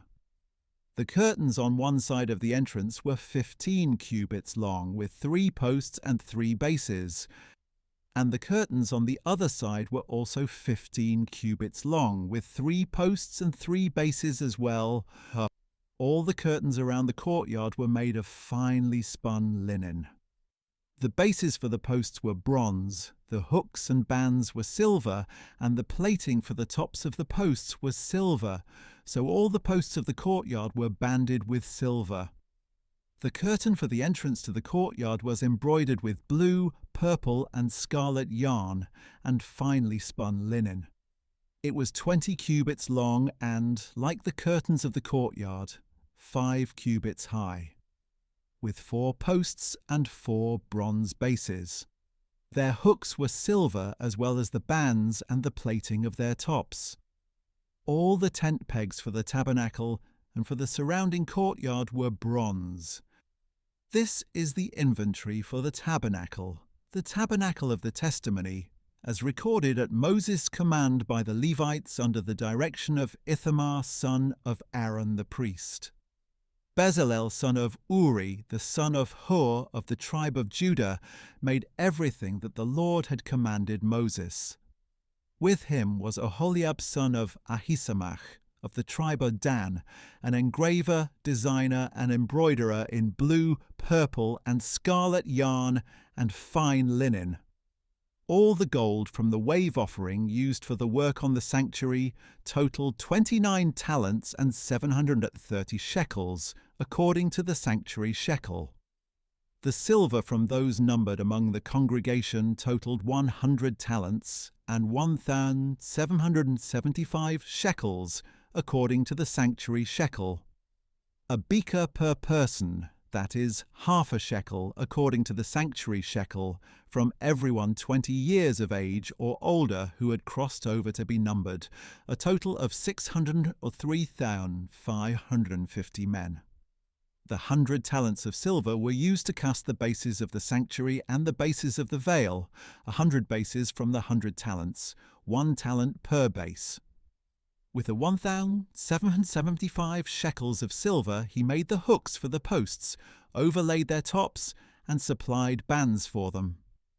The bronze from the wave offering totaled 70 talents and 2,400 shekels.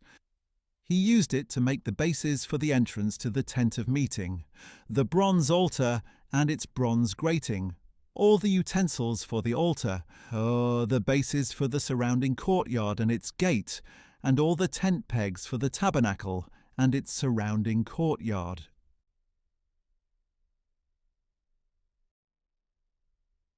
From the blue, purple, and scarlet yarn they made specially woven garments for ministry in the sanctuary, as well as the holy garments for Aaron, just as the Lord had commanded Moses.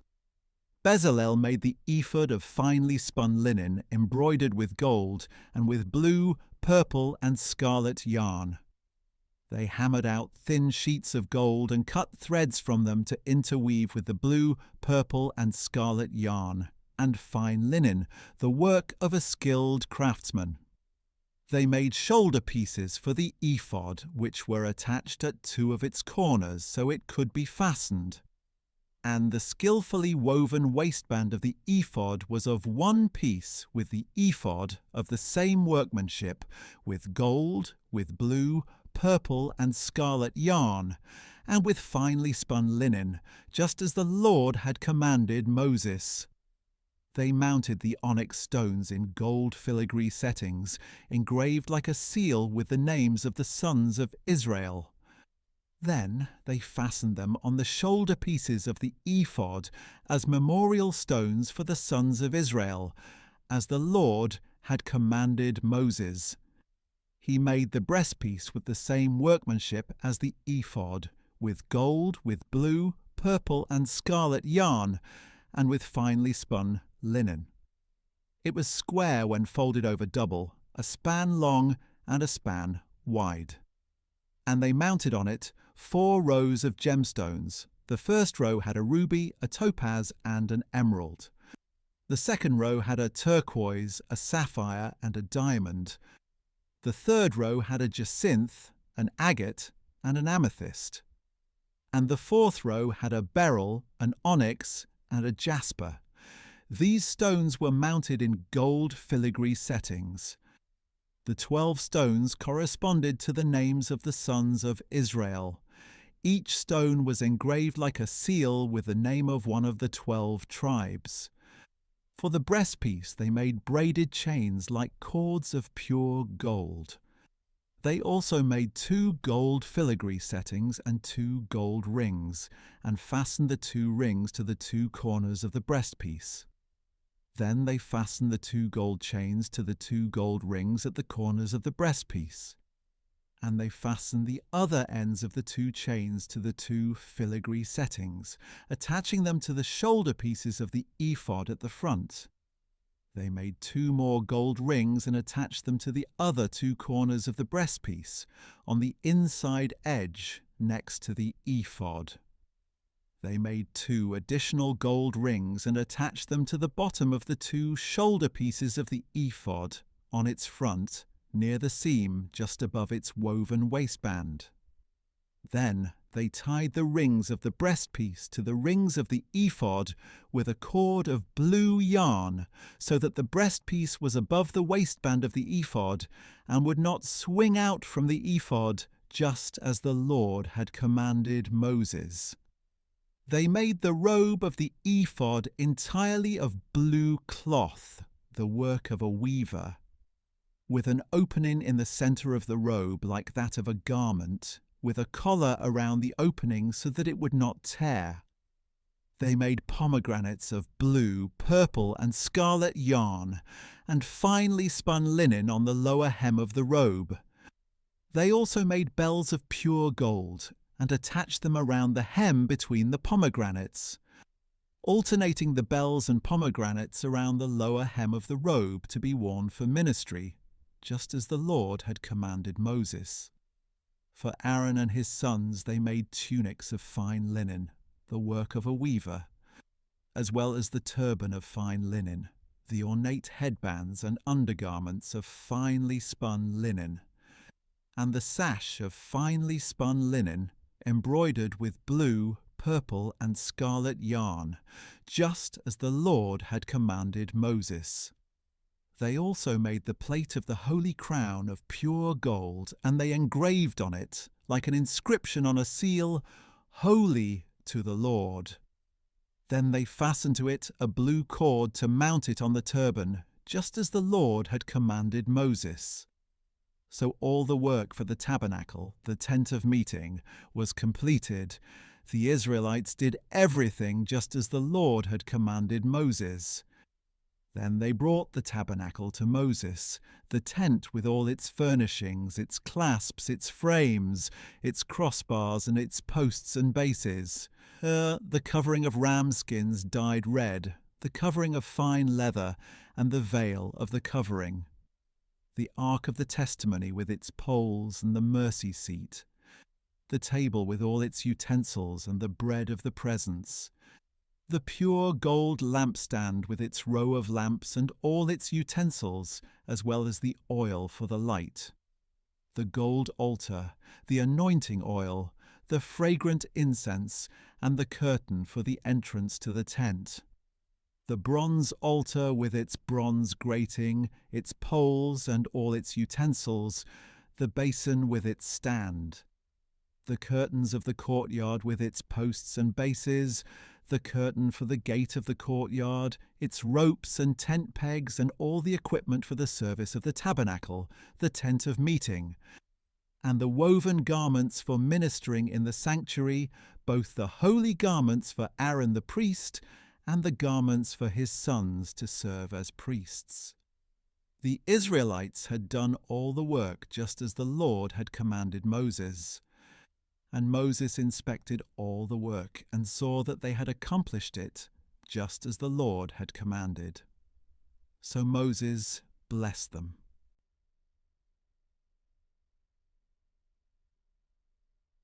Then the Lord said to Moses, "On the first day of the first month you are to set up the tabernacle, the tent of meeting. Put the ark of the testimony in it and screen off the ark with the veil.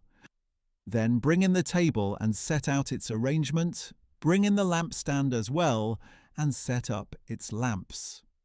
Place the gold altar of incense in front of the ark of the testimony, and hang the curtain at the entrance to the tabernacle. Place the altar of burnt offering in front of the entrance to the tabernacle, the tent of meeting. And place the basin between the tent of meeting and the altar, and put water in it. Set up the surrounding courtyard, and hang the curtain for the entrance to the courtyard. Take the anointing oil, and anoint the tabernacle and everything in it. Consecrate it along with all its furnishings, and it shall be holy. Anoint the altar of burnt offering and all its utensils. Consecrate the altar, and it shall be most holy. Anoint the basin and its stand, and consecrate them. Then bring Aaron and his sons to the entrance to the tent of meeting, and wash them with water. And you are to clothe Aaron with the holy garments, anoint him and consecrate him, so that he may serve me as a priest. Bring his sons forward, and clothe them with tunics. Anoint them just as you anointed their father, so that they may also serve me as priests. Their anointing will qualify them for a permanent priesthood throughout their generations." Moses did everything just as the Lord had commanded him. So the tabernacle was set up on the first day of the first month of the second year. When Moses set up the tabernacle, he laid its bases, positioned its frames, inserted its crossbars, and set up its posts. Then he spread the tent over the tabernacle and put the covering over the tent, just as the Lord had commanded him. Moses took the testimony and placed it in the ark, attaching the poles to the ark, and he set the mercy seat atop the ark. Then he brought the ark into the tabernacle, put up the veil for the screen, and shielded off the ark of the testimony, just as the Lord had commanded him. Moses placed the table in the tent of meeting on the north side of the tabernacle outside the veil. He arranged the bread on it before the Lord, just as the Lord had commanded him. He also placed the lampstand in the tent of meeting opposite the table on the south side of the tabernacle, and set up the lamps before the Lord, just as the Lord had commanded him. Moses placed the gold altar in the tent of meeting, in front of the veil, and he burned fragrant incense on it, just as the Lord had commanded him. Then he put up the curtain at the entrance to the tabernacle. He placed the altar of burnt offering near the entrance to the tabernacle, the tent of meeting, and offered on it the burnt offering and the grain offering, just as the Lord had commanded him. He placed the basin between the tent of meeting and the altar, and put water in it for washing. And from it Moses, Aaron, and his sons washed their hands and feet. They washed whenever they entered the tent of meeting or approached the altar, just as the Lord had commanded Moses. And Moses set up the courtyard around the tabernacle and the altar, and he hung the curtain for the entrance to the courtyard. So Moses finished the work. Then the cloud covered the tent of meeting, and the glory of the Lord filled the tabernacle.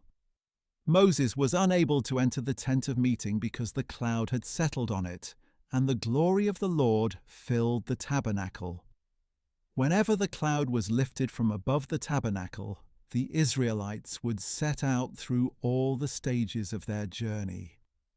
If the cloud was not lifted, they would not set out until the day it was taken up. For the cloud of the Lord was over the tabernacle by day, and fire was in the cloud by night in the sight of all the house of Israel through all their journeys.